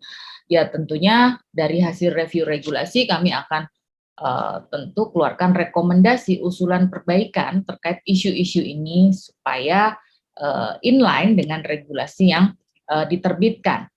Kemudian Bapak Ibu sekalian, kami informasikan juga bahwa kami melakukan identifikasi dan pengkajian pelaksanaan pengawasan ketenagakerjaan di sektor kelapa sawit di 3 daerah pilot project. Beberapa komunikasi kami lakukan dengan rekan kerja kami yang ada di provinsi.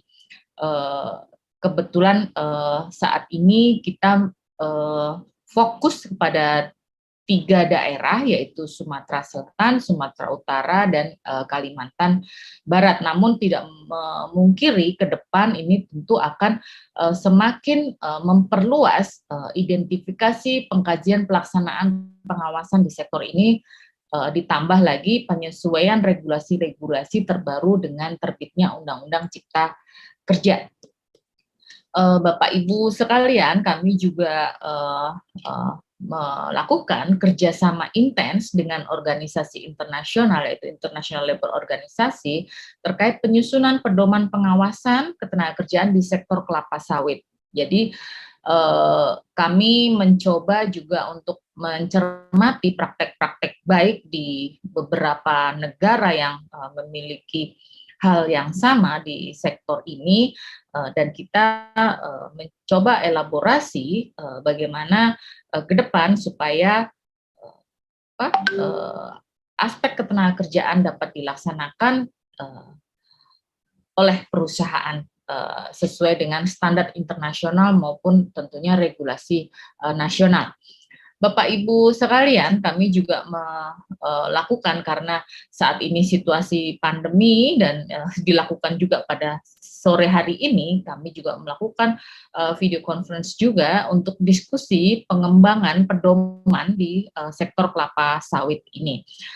Dan kami juga memfinalisasikan pedoman bagaimana pengawasan di sektor kelapa sawit ini, karena karakter dari sektor ini sangat unik, sangat khusus, sehingga ada item-item tertentu yang perlu kemudian perhatian khusus untuk melakukan mitigasi atau mencari solusi bagaimana penerapan ketentuan aturan ketenagakerjaan berjalan efektif dan efisien. Bapak Ibu sekalian, 2 menit lagi, Bu. Siap. Bapak Ibu sekalian, kami juga menginformasikan kami memiliki juga kader norma ketenagakerjaan yang juga kepanjangan tangan dari pengawas ketenagakerjaan, termasuk juga kami memiliki ahli K3 untuk sektor ini.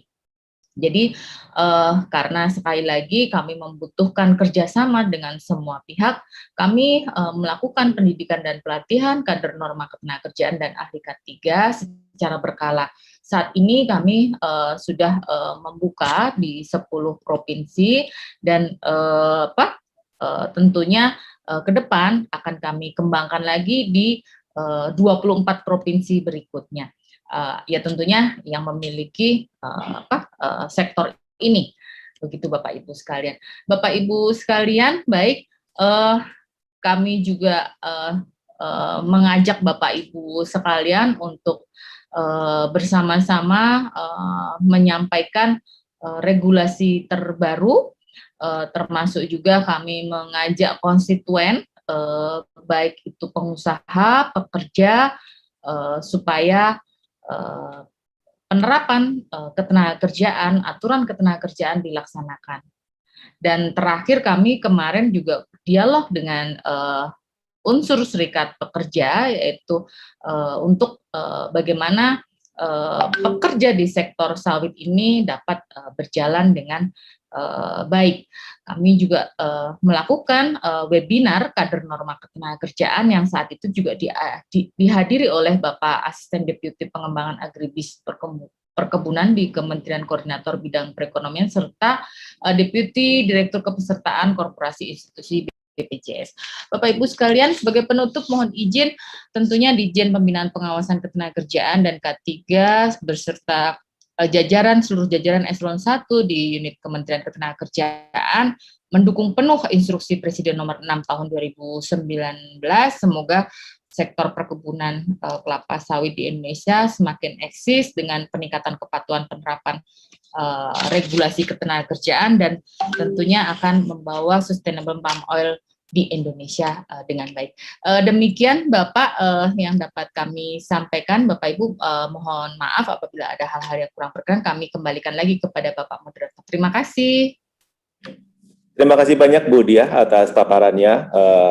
Kita menjadi semakin aware tentang apa saja upaya yang telah dilakukan oleh Kementerian Ketenagakerjaan dalam mendorong sektor industri sawit ini semakin patuh terhadap aturan-aturan ketenagakerjaan, sehingga tentu saja berbagai tuduhan negatif yang sering kali dialamatkan kepada industri sawit kita akan terbukti bahwa itu tidak seperti yang dituduhkan pihak-pihak lain.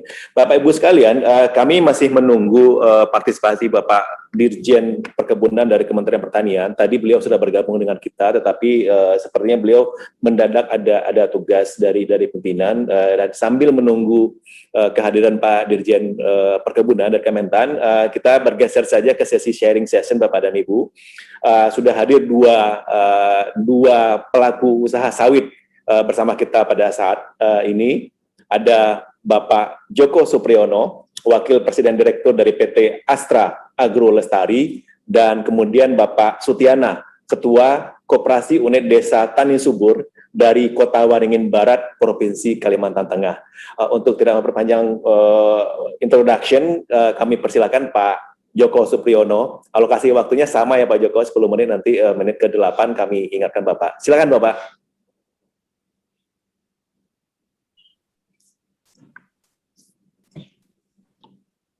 Terima kasih, selamat sore, Assalamualaikum warahmatullahi wabarakatuh. Bapak Ibu yang saya hormati, seluruh peserta yang hadir, saya akan share screen kalau boleh. Ya, sudah terlihat? Ya, oke, Bapak Ibu sekalian, saya diberikan topik mengenai the benefit of the ISPO certification for plantation companies. Ya, jadi pertama-tama terima kasih atas kesempatan ini, dan PT Astra Agro Lestari sebagai anggota GAPKI sejak semula mendukung penuh penerapan daripada ISPO certification ini dalam rangka secara bersama-sama membangun sustainability untuk industri sawit Indonesia. Sebagai salah satu perusahaan perkebunan di Indonesia dengan komitmen yang kuat, dan kami hampir mensertifikasi seluruh grup perusahaan di Astra Agro, meskipun ada beberapa yang belum karena sedang proses untuk mendapatkan sertifikasi, sebagian masih sudah dalam in the pipeline, dan beberapa ada perizinan yang harus diselesaikan. Jadi mudah-mudahan sih at the end nanti bahwa seluruh grup perusahaan Astra Agro akan bisa ISPO certified.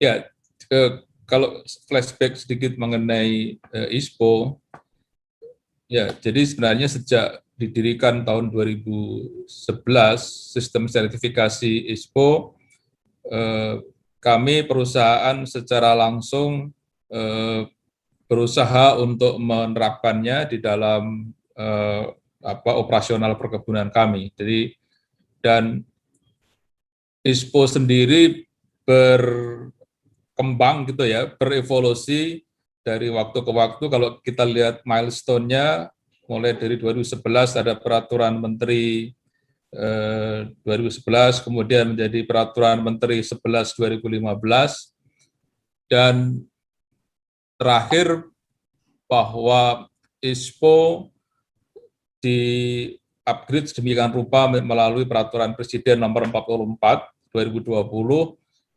disertai dengan Permentan yang baru nomor 38 2020. Sebenarnya milestone ini perlu kita support karena ini juga dalam rangka melihat perkembangan pasar, ya, tuntutan yang terjadi di pasar terhadap concern mengenai sustainability.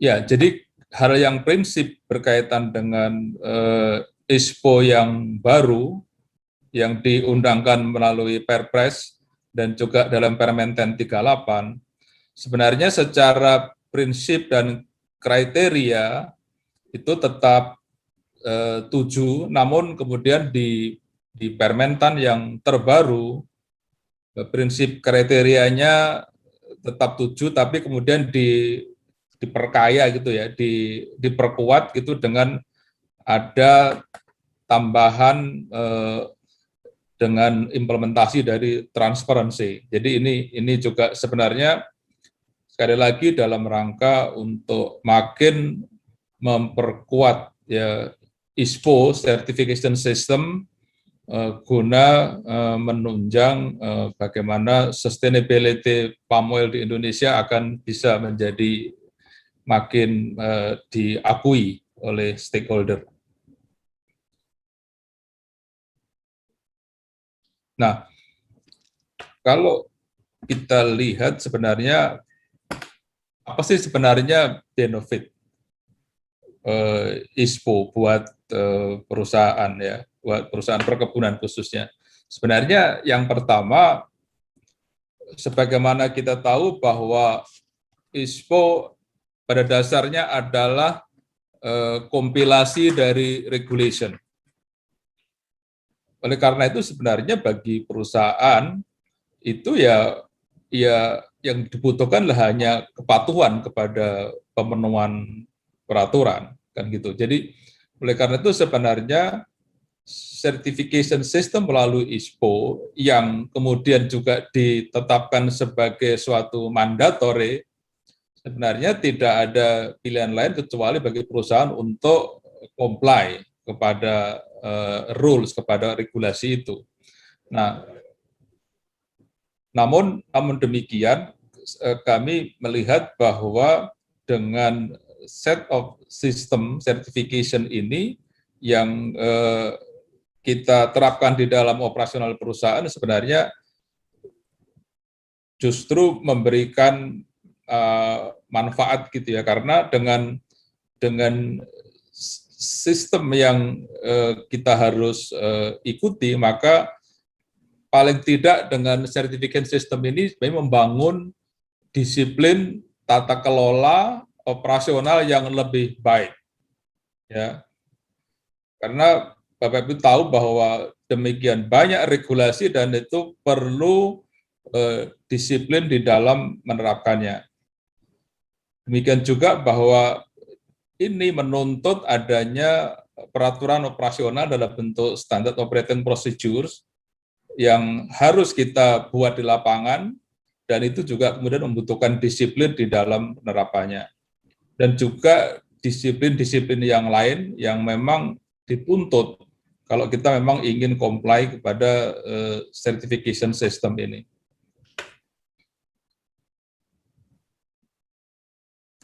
Nah, ini yang kedua, mungkin yang harus kita lihat bahwa dengan adanya new ISPO ini atau ISPO yang baru ini adalah bahwa ISPO akan dilihat berproses menjadi lebih baik. Ya. Jadi sebagaimana tadi saya katakan bahwa pemerintah Indonesia committed untuk terus mencapai palm oil industri yang sustainable.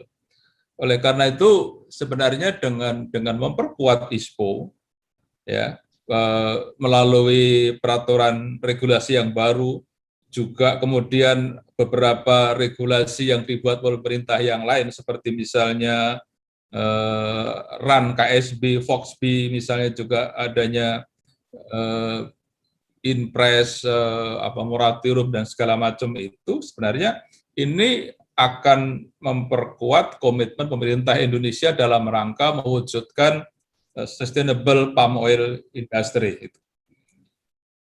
Dan dengan demikian kemudian bahwa promosi kampanye terhadap sustainable sistem yang kita buat di Indonesia ini melalui ISPO ini, semua pihak Indonesia beserta pelaku industri mengkampanyekan, mempromosikan bahwa Indonesia secara konsisten akan menuju kepada penerapan sustainability. Maaf Bapak, 2 menit lagi Bapak.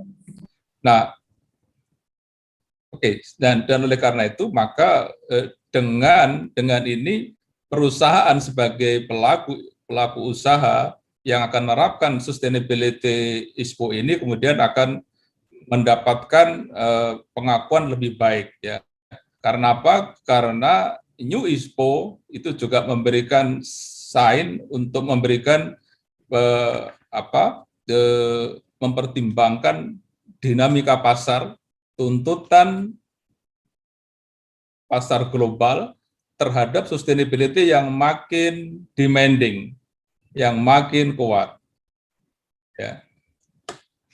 Jadi ini yang sekali lagi ini adalah slide terakhir bahwa sekali lagi bahwa New ISPO beserta juga sistem sertifikasi yang lain yang juga diterapkan oleh setiap perusahaan perkebunan akan saling memperkuat, dan ini akan mendukung sekali lagi bahwa tuntutan pasar yang makin demanding terhadap sustainability. Jadi dengan kita committed untuk terus menerapkan certification melalui the New ISPO ini, mestinya adalah bahwa pengakuan pasar terhadap ISPO melalui Indonesian Sustainable Palm Oil mestinya akan lebih baik. Dan demikian juga artinya pelaku usaha di Indonesia juga akan mendapatkan benefit dalam mengkampanyekan, dalam mempromosikan produknya di pasar global. Saya pikir itu secara singkat kira-kira apa yang bisa kita share mengenai manfaat ISPO bagi pelaku usaha. Terima kasih. Terima kasih banyak Pak Joko atas paparannya. Jelas menunjukkan bahwa memang ISPO tidak hanya sekedar memberikan kewajiban kepada perusahaan, tetapi juga jelas membawa manfaat bagi kelangsungan usaha di industri sawit kita. Berikutnya kita mengundang Bapak Sutiana, Ketua Koperasi Unit Desa Tani Subur dari Kota Waringin Barat ke Provinsi Kalimantan Tengah. Kami persilakan Pak Sutiana. Terima kasih. Walaupun terakhir nih. Assalamualaikum warahmatullahi wabarakatuh. Selamat sore dan selamat semua. Kami langsung saja ingin sedikit menyampaikan berkenaan dengan ISPO. Yang mana kami tahun 2017 itu mendapatkan 2 sertifikat yaitu ISPO dan RSPO dengan jumlah anggota yaitu 190 anggota dan 319 hektar.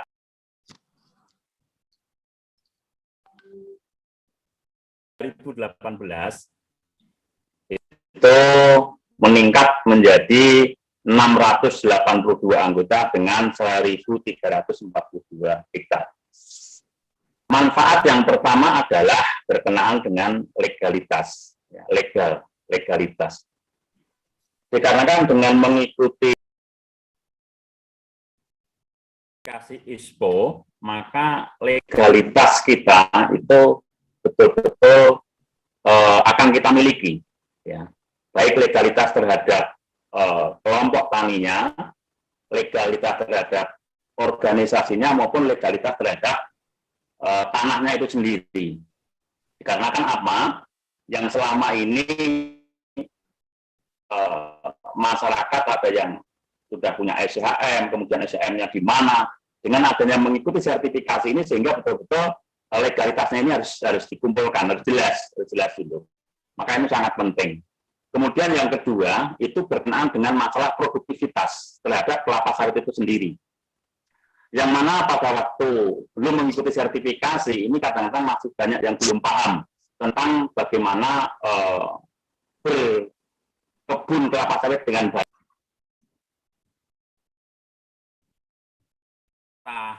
Kemudian juga merawat yang kurang baik, sehingga dengan mengikuti sertifikasi ini maka adanya pelatihan-pelatihan yang didapatkan oleh para petani. Ya, petani mendapatkan pelatihan-pelatihan dan alhamdulillah bahwa pelatihan-pelatihan ini juga disokong oleh perusahaan-perusahaan terdekat, oleh perusahaan-perusahaan yang seperti ya ada di Astra dan sebagainya yang dekat dengan kita bisa memberikan pelatihan kita berbudidaya perkebunan kelapa sawit yang baik. Yang ketiga yaitu berkenaan dengan lingkungan, ya, dengan lingkungan, sehingga kita tahu mana nilai-nilai konservasi yang tinggi itu dipelihara dengan baik. Bagaimana cara memelihara sungai yang baik, kemudian bagaimana cara menggunakan jenis yang baik, situlah manfaatnya. Kemudian juga kesehatan yang selama ini tidak begitu memperhatikan tentang kalau ibu mengandung itu kalau menyemprot pakai jenis itu akibatnya apa, kemudian adanya satu kegiatan-kegiatan tentang kesehatan di sini cukup bagus. Kemudian sosial, sehingga dengan adanya sertifikasi ini sering kita berkumpul dengan masyarakat satu dengan yang lainnya. Kelompok tani itu akan berkomunikasi sehingga masyarakat itu dengan baik. Cuman yang kami rasakan bahwa untuk peningkatan daripada harga TBS sendiri itu belum ada, ya belum ada. Ya, jadi kalau sudah mendapatkan sertifikasi itu, apakah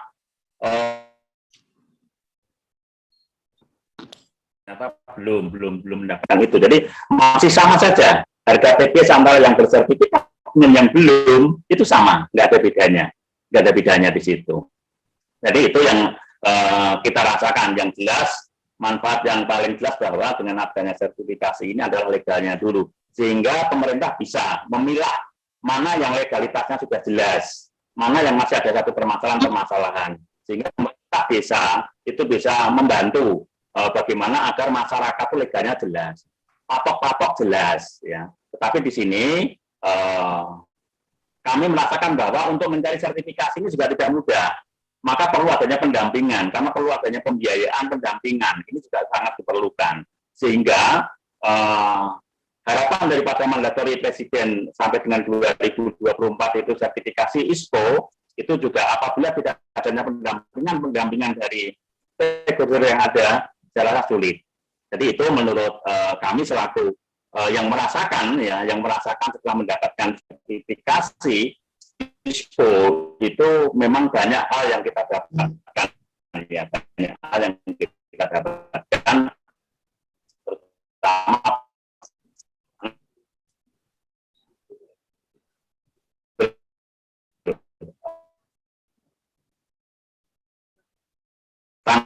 sampai dengan yang baik. Kemudian dengan adanya legalitasnya juga memperlancar pada waktu kita mau PSR. PSR karena legalitas sudah jelas, tidak rumit, juga akan mempermudah. Di situ ada SHM-nya jelas, kemudian STDB-nya jelas, SPPN ada, sehingga akan mempermudah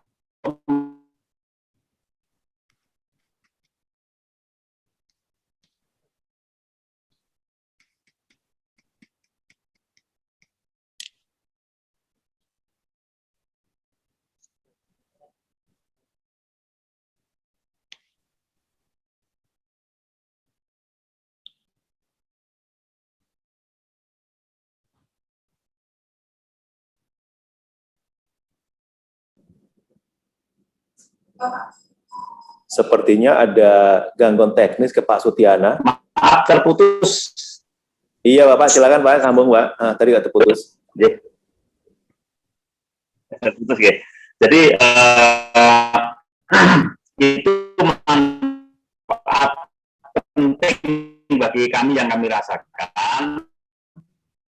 Pertama adalah mendapatkan status legalitas tanah kita yang jelas, kemudian legalitas terhadap kelompok kita juga jelas, itu jelas. Kemudian tadi produksi, paham tentang panen sawit yang benar itu seperti apa, dengan mengikuti sertifikasi kita bisa paham. Kemudian merawat sawit, kalau yang kemarin itu menggunakan temis, menggunakan obat-obatan yang kita katakan itu. Kemudian juga terhadap lingkungan, bagaimana kita memperlakukan lingkungan, ya. Memperlakukan lingkungan, bagaimana lingkungan kita juga merasa bahwa kalau dulu mungkin orang mencari ikan dengan cara mengobat dan sebagainya, sekarang sudah nggak ada. Jadi itulah yang kita rasakan dengan demikian, dengan adanya ISPO ini memang sekali lagi Tetapi untuk harga, sekali lagi untuk harga TTS belum ada peningkatan antara yang berispo maupun yang belum berispo. Jadi mungkin seperti itu. Terima kasih. Assalamualaikum warahmatullahi wabarakatuh. Waalaikumsalam warahmatullahi wabarakatuh. Terima kasih banyak Pak Sutiana, memperkaya khazanah pemahaman kita mengenai khususnya tentu saja manfaat dari ISPO, khususnya bagi teman-teman pekebun. Bapak Ibu sekalian, kita masih mencoba menghubungi Pak Kasdi Subagiono, Direktur Jenderal Perkebunan, melalui telepon. Beliau tengah berada di Yogyakarta dan kita coba sekarang hubungi per telepon. Apakah memungkinkan? Nah, sambil menunggu, mungkin kalau boleh kami rangkum secara sedikit saja Bapak Ibu sekalian. Kalau kita perhatikan dari awal tadi, kita sudah mulai dengan keynote speech dari Pak Menko Perekonomian, setting the tone untuk diskusi kita. Kemudian Pak Wakil Menteri Luar Negeri juga secara jelas dan secara komprehensif mencoba menggambarkan sejauh mana tata kelola kelapa sawit yang baik itu akan berkontribusi terhadap pencapaian target-target SDGs bagi negara-negara, khususnya tentu saja dalam konteks ini bagi negara-negara yang mempunyai industri sawit.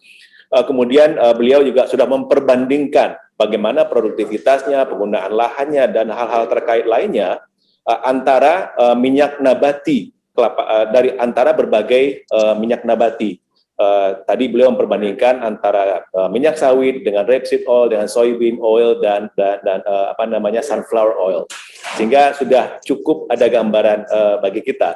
Kemudian Ibu Musdalifah Mahmud dari Kementerian Koordinator Bidang Perekonomian sudah secara gamblang juga menyampaikan mengenai rencana aksi nasional kelapa sawit berkelanjutan, komponen-komponennya apa saja.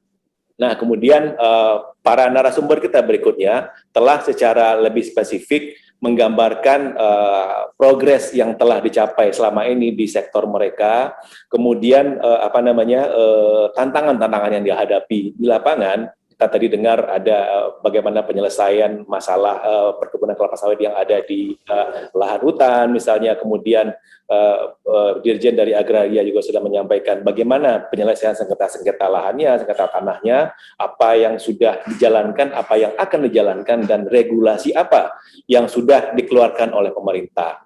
Nah, kita juga mendengar tadi dari Bu Dia mengenai bagaimana upaya Kementerian Ketenagakerjaan dalam mendorong kepatuhan industri sawit untuk memastikan hak-hak pekerja betul-betul dipenuhi sesuai dengan regulasi peraturan perundangan yang berlaku.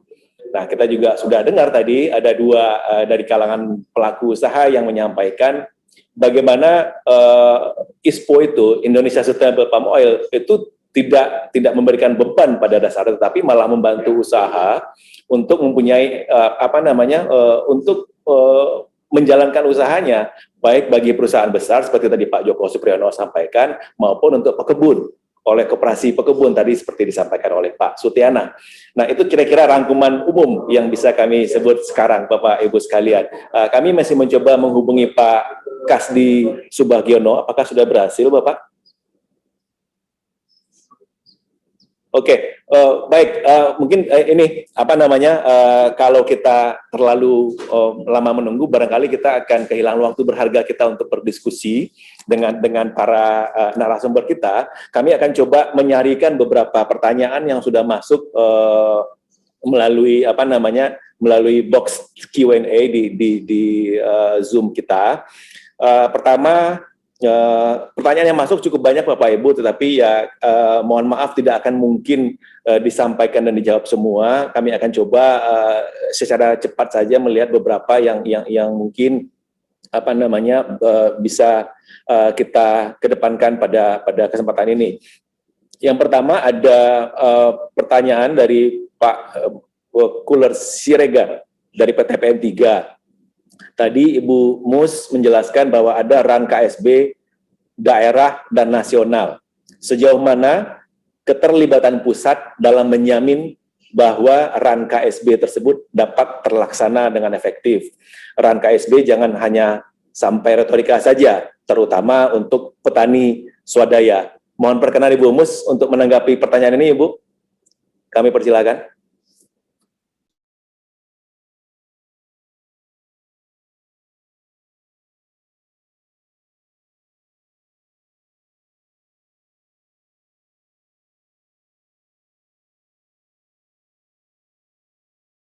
Apakah Ibu Mus masih ada di ruang Zoom kita?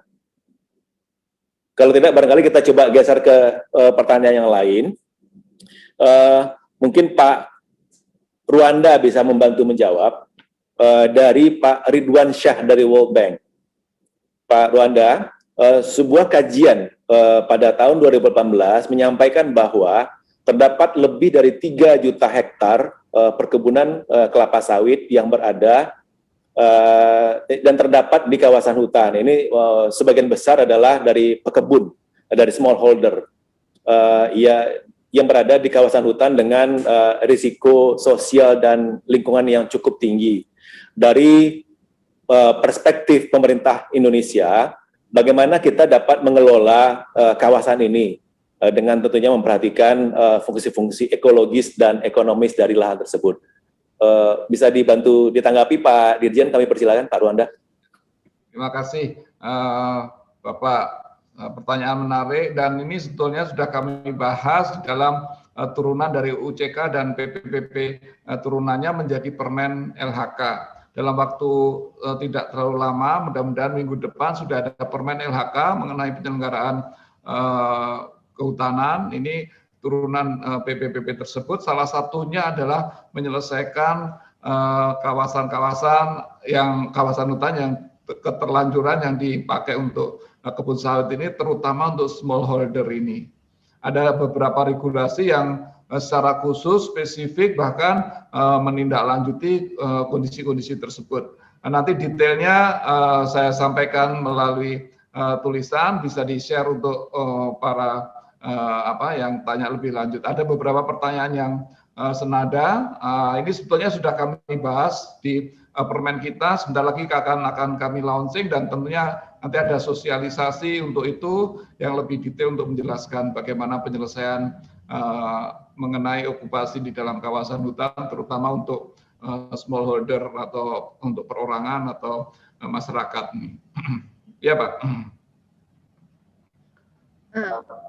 Baik, terima kasih banyak Pak Dirjen atas jawabannya. Kemudian ini Bu Mus sudah bergabung lagi dengan kita. Bu Mus tadi mohon maaf ada pertanyaan yang dialamatkan untuk Ibu. Ini tadi kan Ibu menyampaikan bahwa ada RAN KSB daerah dan nasional. Nah, beliau penanyanya Pak Kuler Siregar dari PTPN 3 bertanya sejauh mana keterlibatan pusat dalam menjamin bahwa RAN KSB tersebut dapat terlaksana dengan efektif. Harapannya tentu RAN KSB jangan sampai hanya retorika saja, terutama tentunya untuk petani swadaya. Silakan Ibu ditanggapi pertanyaannya. Terima kasih moderator, terima kasih Pak Kuler atas pertanyaannya. Impres 6 RAN KSB tahun 2019 ini adalah instruksi Presiden. Jadi sebagaimana ketentuan kalau ada instruksi Presiden, itu memang setiap semester kita perlu melaporkan progres yang dijalankan oleh masing-masing kementerian lembaga yang diamanatkan untuk melaporkan ataupun melakukan progres pelaksanaan roadmap rencana aksi nasional kelapa sawit berkelanjutan. Terkait dengan peran pusat, di pusat tentu saja kan kita sudah punya tugas-tugas yang sudah diamanatkan di dalam RAN KSB, di dalam roadmap. Dan setiap saat masing-masing kementerian lembaga ini, kami dari Kantor Menko Perekonomian sebagai koordinator, kita dalam secara reguler juga kita menyelenggarakan rapat koordinasi terkait dengan topik item-item progres yang dilakukan oleh masing-masing kementerian lembaga. Dan kementerian lembaga juga menyampaikan secara reguler progres yang sudah dijalankan terkait dengan amanah-amanah dalam Impres 6 2019 tersebut. Jadi kalau dimaksud peran pusat, kita secara intens melihat betul, karena kan di situ sudah ditentukan RAN KSB ada beberapa topik utama, item utama di dalam RAN KSB tersebut, baik itu data, kemudian penyelesaian konflik, percepatan ISPO atau perluasan ISPO, peningkatan kapasitas smallholders. Nah, ini semuanya kita komunikasikan, bicarakan apabila ada yang lintas kementerian. Tetapi dan masing-masing kementerian lembaga ini punya tugas dan tanggung jawab yang PIC-nya sudah ada di dalam roadmap itu sendiri. Jadi Pak Kuler, jangan khawatir, PIC masing-masing topik kegiatan itu sudah tercantum di dalam roadmap tersebut, sehingga kementerian lembaga di tingkat pusat pasti harus menyampaikan laporannya secara reguler dan kita sampaikan ke Bapak Presiden laporan tersebut setiap 6 bulan. Kita juga sudah membangun sistem evaluasi, monitoring dan sistem evaluasi monitoring terhadap pelaksanaan RAN KSB yang mekanismenya ataupun akan lebih efisien, lebih efektif dengan skim-skim yang sudah diatur di dalam rencana implementasi, evaluasi dan monitoring pelaksanaan RAN KSB tersebut. Makasih Pak Masni, mungkin itu. Terima kasih banyak Bu Mus atas jawabannya. Semoga Pak Kuler sudah cukup puas dengan jawaban dari Ibu. Kemudian berikutnya ada pertanyaan dari stakeholder luar kita. Pertama, apa yang sudah dilakukan oleh pemerintah Indonesia untuk mendorong keberterimaan ISPO, at least untuk menyamai tingkat keberterimaan yang sudah ada yang sudah dicapai oleh RSPO. Kemudian, apakah pemerintah punya rencana untuk mendorong program-program restorasi hutan atau kawasan gambut, misalnya seperti yang bekas dari kebun sawit. Kemudian, apakah Indonesia juga akan melakukan carbon offset untuk produk-produk sawit? Ini barangkali kembali untuk bagian pertama barangkali lebih tepat dialamatkan kepada Ibu Mus. Kemudian bagian kedua mohon perkenan Pak Ruanda sekiranya beliau punya informasi terkait hal ini. Silakan Ibu Mus dan Pak Ruanda, kami persilakan. Mungkin Bu Mus dulu. Ya, baik. Terima kasih Pak. Jadi pemerintah tentu saja ya sejak kita menyusun ISPO, Indonesian Sustainable Palm Oil, kita selalu mengkomunikasikan hal-hal yang menjadi hambatan ataupun mungkin apa kelemahan-kelemahan ISPO dibandingkan RSPO atau dibandingkan sistem sertifikasi yang lain. Sertifikasi apa yang diinginkan oleh pasar global, dan kita melakukan secara intens pendekatan-pendekatan ataupun komunikasi-komunikasi dengan para pihak, baik di dalam negeri maupun di luar negeri. Stakeholders kita di dalam negeri, termasuk juga kita berkomunikasi dengan konsumer, baik pelaku usaha konsumer maupun negara konsumer. Dan dari komunikasi tersebut beberapa kritikan terhadap ISPO, kenapa keberterimaannya masih dipandang rendah, antara lain misalnya ISPO kita dianggap sangat didrive oleh pemerintah karena sertifikat ISPO yang disiapkan pelaksanaannya secara menyeluruh. Kemudian yang kedua kita dikritik bahwa kita tidak mengikutsertakan independent monitoring dalam menjalankan ISPO. Nah, ini yang kita kemudian akomodir dengan memasukkan independent monitoring dalam komite, dalam tim Pokja komite ISPO. Nah, kemudian yang ketiga juga yang dikritik antara lain kelembagaannya. Nah, kelembagaannya juga kita lebih perluas, kita lebih banyak memasukkan pihak-pihak profesional untuk mendorong implementasi ISPO ini. Nah, ini yang mungkin dan termasuk antara lain kita belum mengakomodir traceability. Nah, di dalam ISPO yang sudah terbit dengan peraturan Menteri Pertanian, traceability sudah masuk di dalam sebagai kriteria. Di kriteria 38, di peraturan Menteri 38 itu sudah masuk traceability sebagai salah satu kriteria untuk ISPO. meskipun skimnya memang kita juga masih harus cari yang terbaik, yang seperti apa, yang sesuai dengan kondisi negara kita.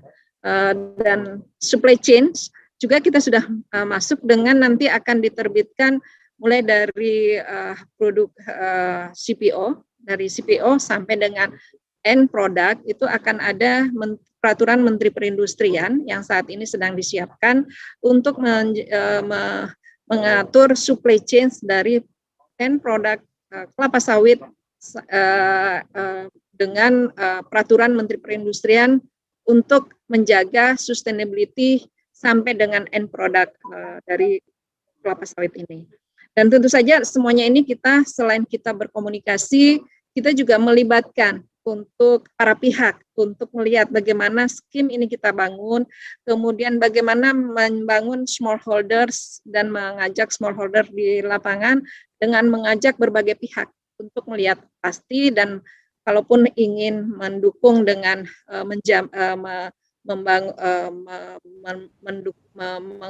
melakukan pembinaan kepada smallholder, kita terbuka untuk semuanya, untuk kita tunjukkan bahwa kita terbuka, silakan apa yang harus kita lakukan, kita akan berupaya membangun yang terbaik untuk perkebunan kelapa sawit.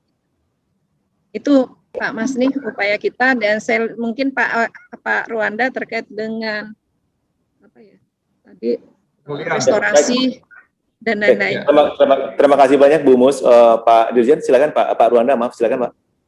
Terima kasih. Pertanyaannya baik sekali. Bagaimana kita memulihkan keterlanjutan kawasan hutan khususnya yang sudah digunakan oleh perkebunan kelapa sawit itu.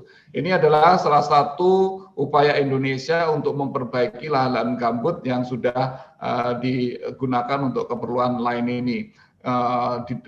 Dengan berdirinya Badan Restorasi Gambut dan Mangrove.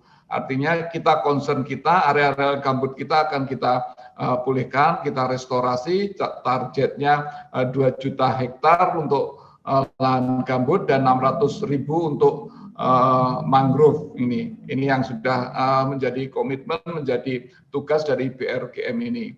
Nah, bagaimana penyelesaian okupasi di dalam kawasan hutan? Salah satunya di dalam UU CK itu disebutkan salah satu alternatif penyelesaiannya adalah melalui persetujuan penggunaan kawasan hutan, jadi PPKH. Jadi bukan dilepaskan, tetapi tetap menjadi kawasan hutan.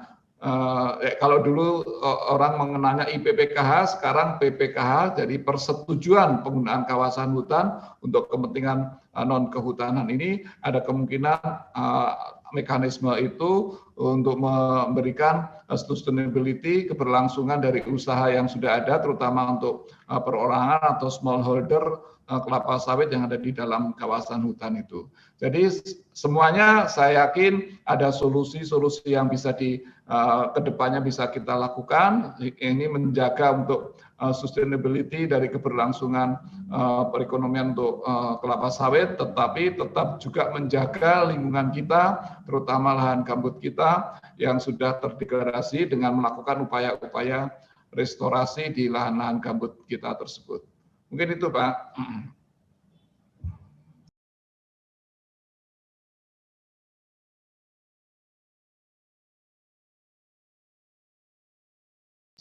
Masih mute.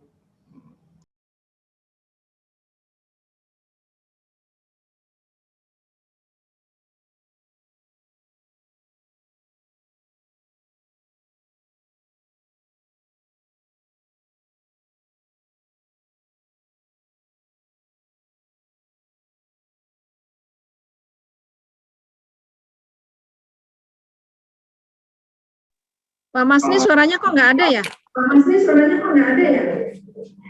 Ya, terima kasih Pak Dirjen. Sudah bisa didengar Pak suara saya? Oh, baik, terima kasih. Biasa Pak, kalau udah virtual begini selalu saja ada masalah-masalah teknis di sana sini. Pak Dirjen menyambung yang tadi Bapak sudah jawab, Pak Ruanda. Apakah sejauh ini ada rencana pemerintah untuk melakukan carbon offset Pak untuk untuk produk-produk sawit kita atau belum? kita lihat Pak, jadi intinya kita lihat dulu infonya dulu. Yang pertama tadi kan sudah saya sampaikan bahwa prinsip yang pertama adalah kepatuhan legalitas usaha perkebunan. Artinya legalitasnya termasuk bagaimana arealnya tersebut. Nah, kalau kita sudah tahu arealnya sudah itu baik dan sebagainya, baru ke depan kita akan lihat kemungkinan kita untuk offset itu.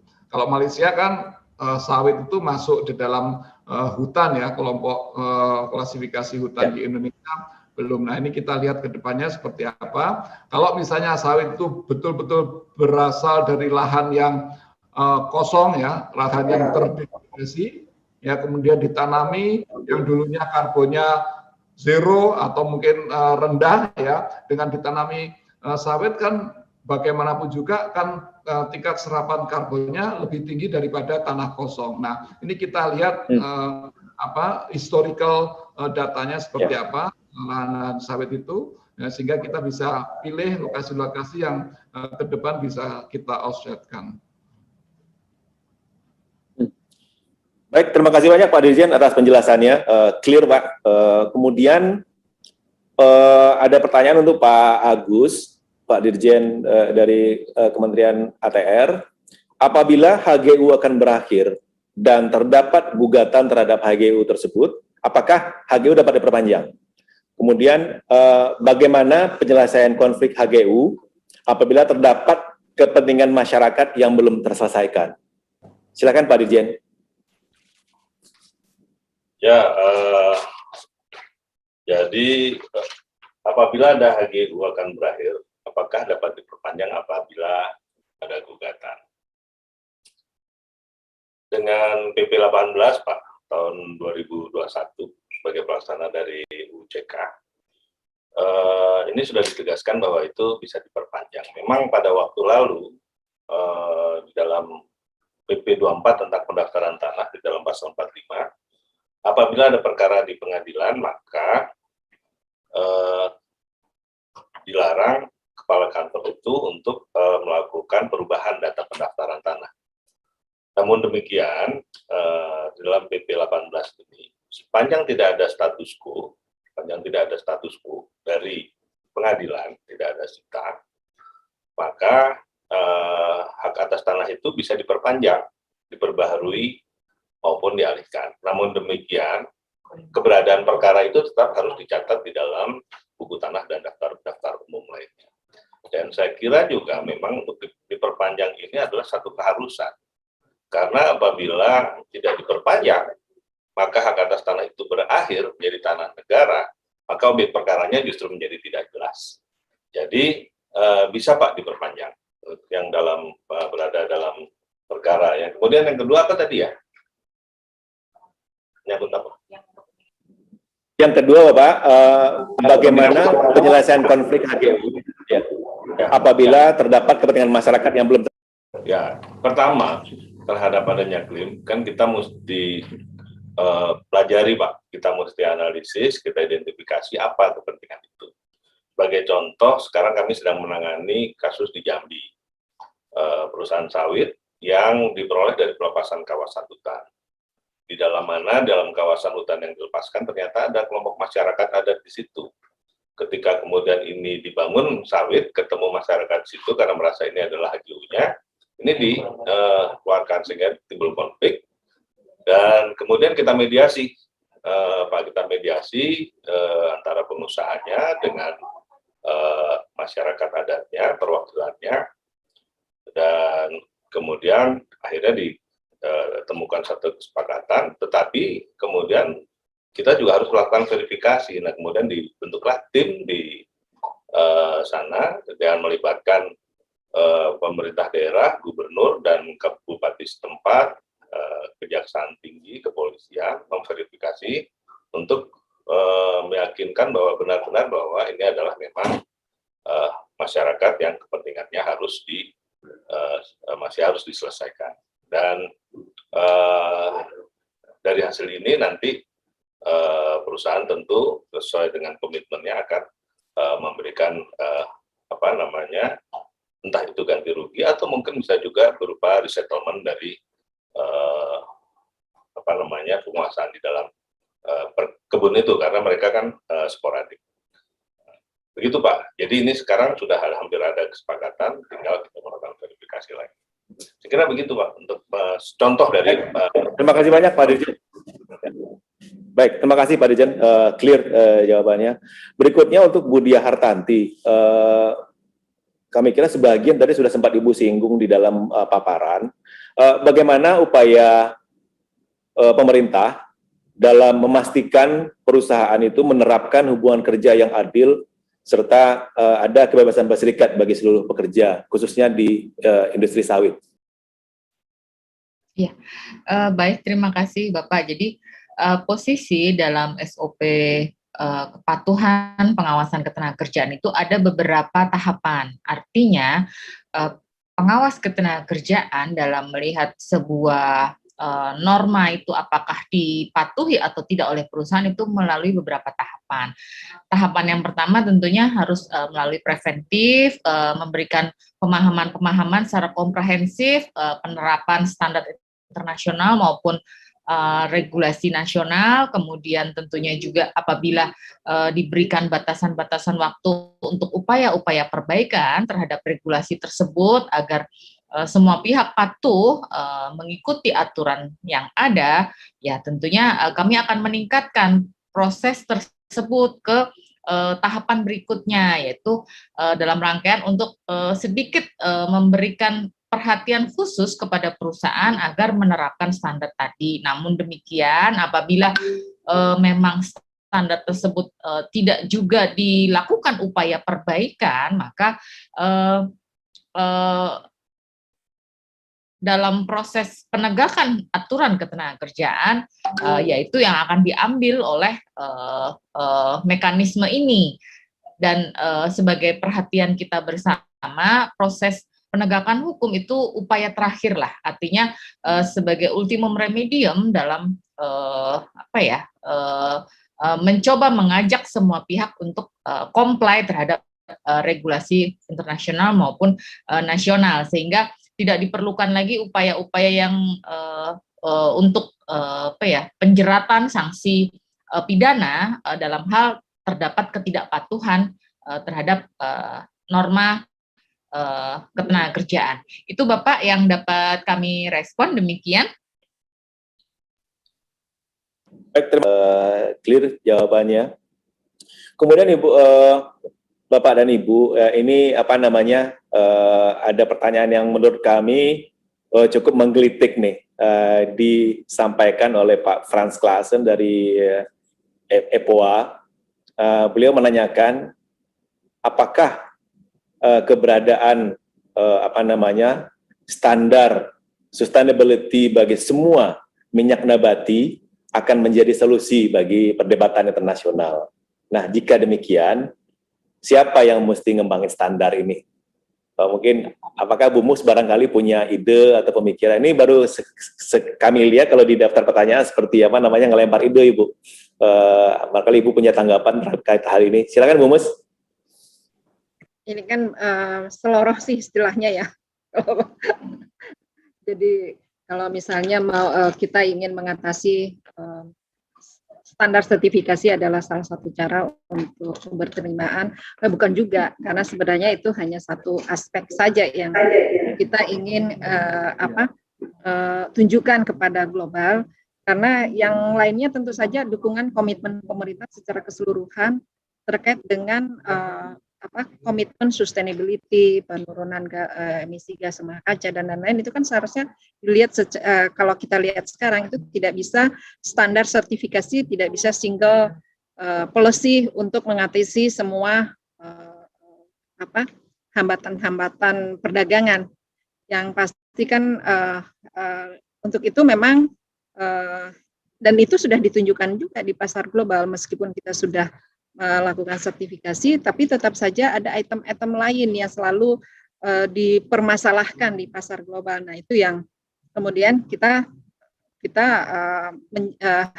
menunjukkan dengan standar sertifikasi ini, kita menunjukkan komitmen kita secara keseluruhan bahwa untuk komoditas kelapa sawit kita akan kita menjamin bahwa pengelolaannya dari hulu sampai hilir dikelola dengan memenuhi prinsip-prinsip berkelanjutan yang memang berlaku baik di nasional maupun internasional. Ini yang bukan single, dia bukan hanya satu-satunya, tetapi tentu saja ada trade barrier yang lain yang selalu yang meskipun tidak kelihatan tapi selalu menjadi faktor-faktor lainnya yang menjadi penghambat bahwa keberterimaan komoditas itu tidak hanya dari sustainability, tetapi tentu saja daya saing, kemudian kerjasama bilateral, kerjasama multilateral, dan lain-lain.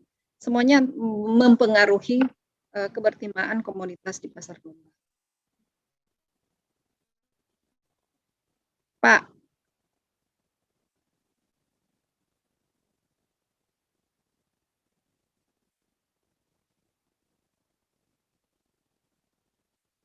Tadi yang usulannya Pak Masni itu nggak kedengeran ya? Pak Masni nggak kedengeran ya? Tadi yang usulannya bahwa apakah kita perlu membangun sistem sertifikasi yang lain, ya semuanya sih terbuka saja. Kalau memang kita bisa meyakinkan seluruh negara-negara produsen dan seluruh konsumen. Tetapi yang pasti kita sebagai Indonesia, negara kita untuk sovereignty kita dengan membangun sistem sertifikasi, kita bukan hanya untuk pasar, tetapi juga kita ingin menjamin keberlanjutan keekonomian komoditas kelapa sawit di negara kita. Jadi kita ingin menjamin untuk diri kita sendiri, untuk generasi kita saat ini dan masa depan. Sehingga sistem sertifikasi ini bukan hanya semata-mata untuk perdagangan global, tetapi juga untuk keberlanjutan keekonomian dari kelapa sawit kita di dalam negeri. Itu Pak Mas. Terima kasih Bu Mus, sangat menarik. Yang tadi dicoba ditanyakan oleh Pak Frans Klaassen juga menurut kami cukup menarik, karena beliau bertanya apakah keberadaan satu standar internasional, keberlanjutan internasional terhadap semua minyak nabati, tidak hanya sawit, akan menyelesaikan perdebatan. Nah, kami kira ini poin menariknya nih. Itu sih saya juga tertarik Pak, kalau untuk semua minyak nabati bukan hanya kelapa sawit, kita punya satu standar, ya kita pasti dengan sangat senang ya. Nah, mari kita bersama-sama memenuhi standar global yang seperti ini. Jadi semua minyak nabati tidak ada lagi diskriminasi, tetapi akan berlaku untuk minyak nabati. Semua minyak nabati yang dikonsumsi ataupun masuk di dalam perdagangan global harus memenuhi standar sertifikasi. Kita senang sekali Pak. Mudah-mudahan nanti siapa yang akan mulai, kita Indonesia boleh tuh mulai juga. Baik, terima kasih Bu Mus, terima kasih, jelas posisinya. Berikutnya kita dari channel live streaming di YouTube juga ada pertanyaan yang masuk. Ini ditujukan untuk Ibu Diah Hartanti. Apakah ada mekanisme pengawasan dan penerapan hukuman bagi pelanggaran implementasi peraturan ketenagakerjaan di sektor sawit selain melalui delik aduan? Itu Bu Diah, silakan kalau ada, silakan ditanggapi. Terima kasih. Baik, terima kasih Pak Masni. Bapak Ibu sekalian, memang posisi ketenagakerjaan itu pasti hadir biasanya rata-rata cenderungnya terkait dengan adanya pengaduan atau kasus yang masuk. Namun demikian ada SOP atau mekanisme dari pengawasan ketenagakerjaan itu tidak hanya pada posisi terjadi karena pengaduan atau kasus yang masuk, baik itu di kolega kami provinsi maupun di Kementerian Ketenagakerjaan. Ada SOP di pengawasan ketenagakerjaan itu yang dimulai dari tahapan rangkaian pada saat melakukan proses pemeriksaan terhadap kepatuhan, yaitu pemeriksaan pertama, artinya bagi perusahaan yang belum berdiri maupun yang akan berdiri, katakanlah seperti itu. Nah, setelah hal tersebut dilakukan pengecekan atau inspeksi, maka akan diberikan semacam catatan-catatan untuk melakukan upaya perbaikan bagi perusahaan, termasuk juga bagi rekan-rekan pekerja kita, karena kadang-kadang di satu sisi muncul permasalahan itu sebetulnya ada support atau ada hal yang dilakukan oleh perusahaan namun tidak digunakan oleh pekerja. Itu ada misalnya terkait dengan penggunaan alat pelindung diri karena ada beberapa hal yang berpotensi menimbulkan ketidaknyamanan dalam penggunaan itu. Kemudian selanjutnya mekanisme yang kedua yaitu terkait dengan apabila dilakukan pemeriksaan secara berkala. Jadi perusahaan yang akan berdiri pun sudah dilakukan inspeksi, sebelum berdiri pun sudah dilakukan inspeksi, pada saat sudah berdiri pun akan dilakukan inspeksi secara berkala untuk memastikan bahwa penerapan aturan ketenagakerjaan dilakukan di tempat kerja. Seperti itu. Dan tentunya selain itu pasti karena ada pengaduan yang masuk dan karena ada pengaduan itu tidak hanya melulu dari pekerja Bapak Ibu sekalian, tapi juga bisa dari semua pihak, baik itu NGO, LSM, pemerhati, untuk kita pastikan bahwa memang standar ketenagakerjaan dilakukan di tempat kerja. Itu Bapak respon kami, jadi ada beberapa tahapan. Baik, terima kasih banyak Bu Dia Hartanti atas jawabannya, clear, sangat clear Ibu. Berikutnya saya diberitahu bahwa kita sudah tersambung melalui telepon dengan Pak Kasdi. Pak Kasdi, apakah Bapak bisa dengar saya?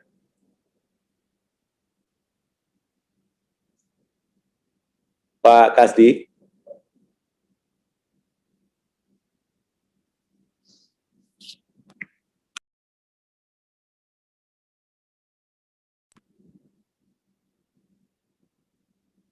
Pak Kasdi, apakah sudah tersambung dengan kami? Pak, apakah sudah bisa dengar suara saya?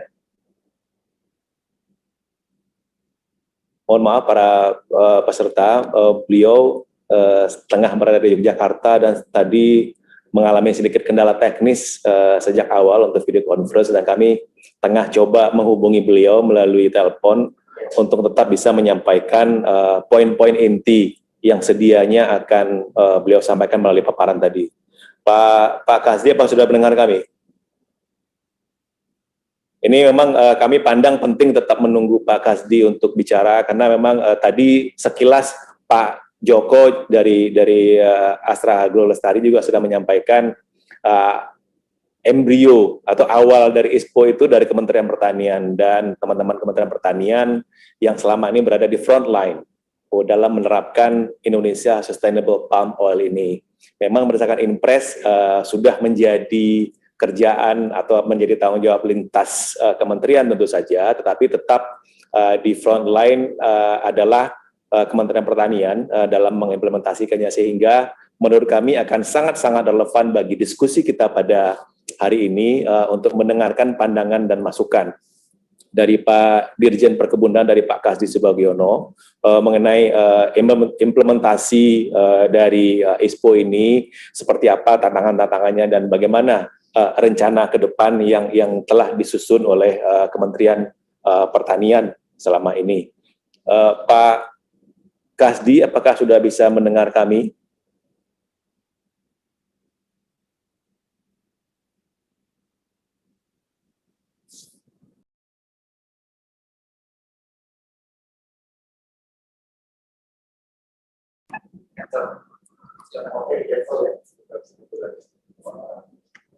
Oh, Bapak Ibu sekalian, mohon maaf, sepertinya bahkan di era di era 4.0 seperti ini selalu saja ada kendala teknis bagi kita dalam berkomunikasi. Unfortunately, sayang sekali kami masih mengalami kesulitan untuk mengontak Pak Kasdi, Bapak Dirjen Perkebunan dari Kementerian Pertanian. Sangat disayangkan sebenarnya seperti yang kami sampaikan tadi. Kita sangat berharap ada masukan dan informasi dari beliau, tetapi kami diberitahu bahwa oleh tim teknis bahwa masih terkendala untuk berhubungan. Untuk itu mohon maaf kepada para peserta sekalian, dengan sangat menyesal kita untuk sesi pada hari ini tidak dapat mendengarkan masukan dari Pak Kasdi. Baik, Bapak Ibu sekalian, kami masih melihat cukup banyak pertanyaan sebenarnya, tetapi waktu juga yang membatasi kita. Sayang sekali kita tidak mungkin menjawab dan merespon semua pertanyaan yang masuk. Kami sudah mencoba sebisa mungkin mengakomodir, mengklaster pertanyaan-pertanyaan yang masuk, dan kami sudah coba arahkan kepada para narasumber kita, dan narasumber kita sudah merespon. Kami berharap bahwa jawaban yang telah disampaikan cukup dapat menjawab rasa keingintahuan dari Bapak Ibu sekalian. Bapak Ibu sekalian, inilah kita telah sampai di penghujung dari sesi hari pertama webinar internasional pembangunan kelapa sawit berkelanjutan Indonesia ini. Kami tidak berpretensi akan mampu merangkum keseluruhan poin-poin yang luar biasa bagusnya mulai dari Pak Menko Perekonomian, kemudian oleh Pak Wamenlu, kemudian dari para narasumber kita, dan semuanya sudah mengcover banyak sekali sisi-sisi pembangunan kelapa sawit berkelanjutan yang Indonesia telah lakukan. Namun kalau boleh hanya untuk menyampaikan sedikit poin saja, tadi kita mendengar bahwa telah ada studi yang dilakukan oleh kelompok riset baik di Indonesia secara bersama oleh kelompok peneliti di Indonesia dan Eropa. Kita kemudian studinya telah melihat bagaimana penggunaan lahan, kemudian produktivitas, dampak terhadap lingkungan, dan dampak terhadap sosial ekonomi dari 4 jenis minyak menabati. Ada di Brazil untuk soya, kemudian di Ukraine untuk sunflower, palm oil untuk Indonesia, dan rapeseed untuk Uni Eropa. Dan studi juga sudah mendapatkan berbagai hasil yang cukup komprehensif dan comparable tentu saja satu sama lainnya, dan menunjukkan bahwa memang berbagai tuduhan atau tudingan miring yang dialamatkan kepada kelapa sawit saat ini dasarnya tidak kuat, dan memang seharusnya stakeholder internasional lebih mau menerima informasi dari berbagai sumber yang bisa menunjukkan secara scientific bahwa tudingan-tudingan negatif yang selama ini dialamatkan kepada kelapa sawit seharusnya dilihat dari perspektif yang lebih komprehensif dan dari perspektif yang tepat. Dalam kaitan ini, kita memandang bahwa industri sawit khususnya bagi Indonesia berkontribusi sangat besar terhadap pencapaian target-target SDGs tahun 2030. Nah, kita sudah mendengarkan pemaparan dari narasumber kita bahwa dalam rangka pencapaian SDG tersebut, antara lain pemerintah Indonesia menginterpretasikan melalui diterbitkannya rencana aksi nasional kelapa sawit berkelanjutan. Tadi Bu Mus sudah menyampaikan ada 5 komponen inti dari rencana aksi nasional kelapa sawit itu, dan berikutnya para narasumber kita juga sudah menyampaikan sisi-sisi yang ada pada komponen tersebut, bagaimana kita bisa mencapai hasil yang diinginkan dari adanya rencana aksi nasional kelapa sawit berkelanjutan itu. Kemudian Indonesia juga sudah menerapkan ISPO yang sudah diperbaharui. Harapannya tentu saja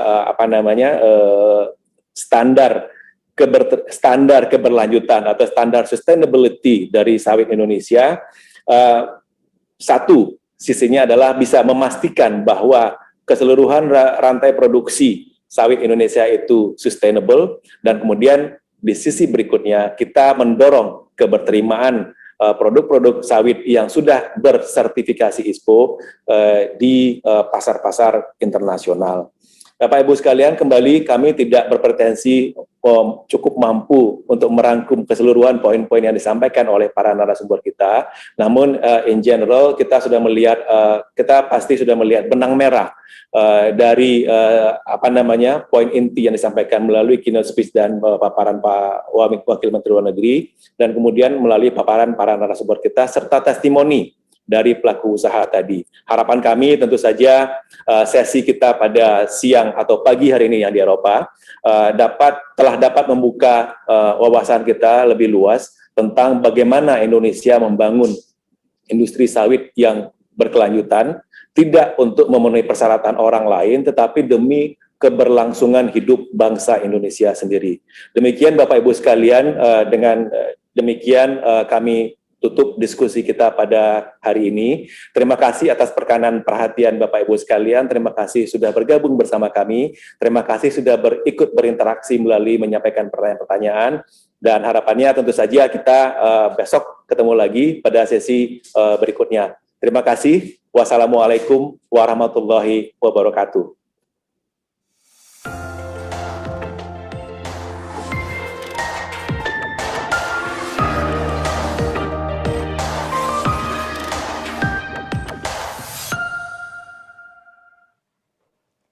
Bapak Ibu yang kami hormati, berakhir sudah rangkaian acara International Webinar on Sustainable Palm Oil Development in Indonesia hari pertama.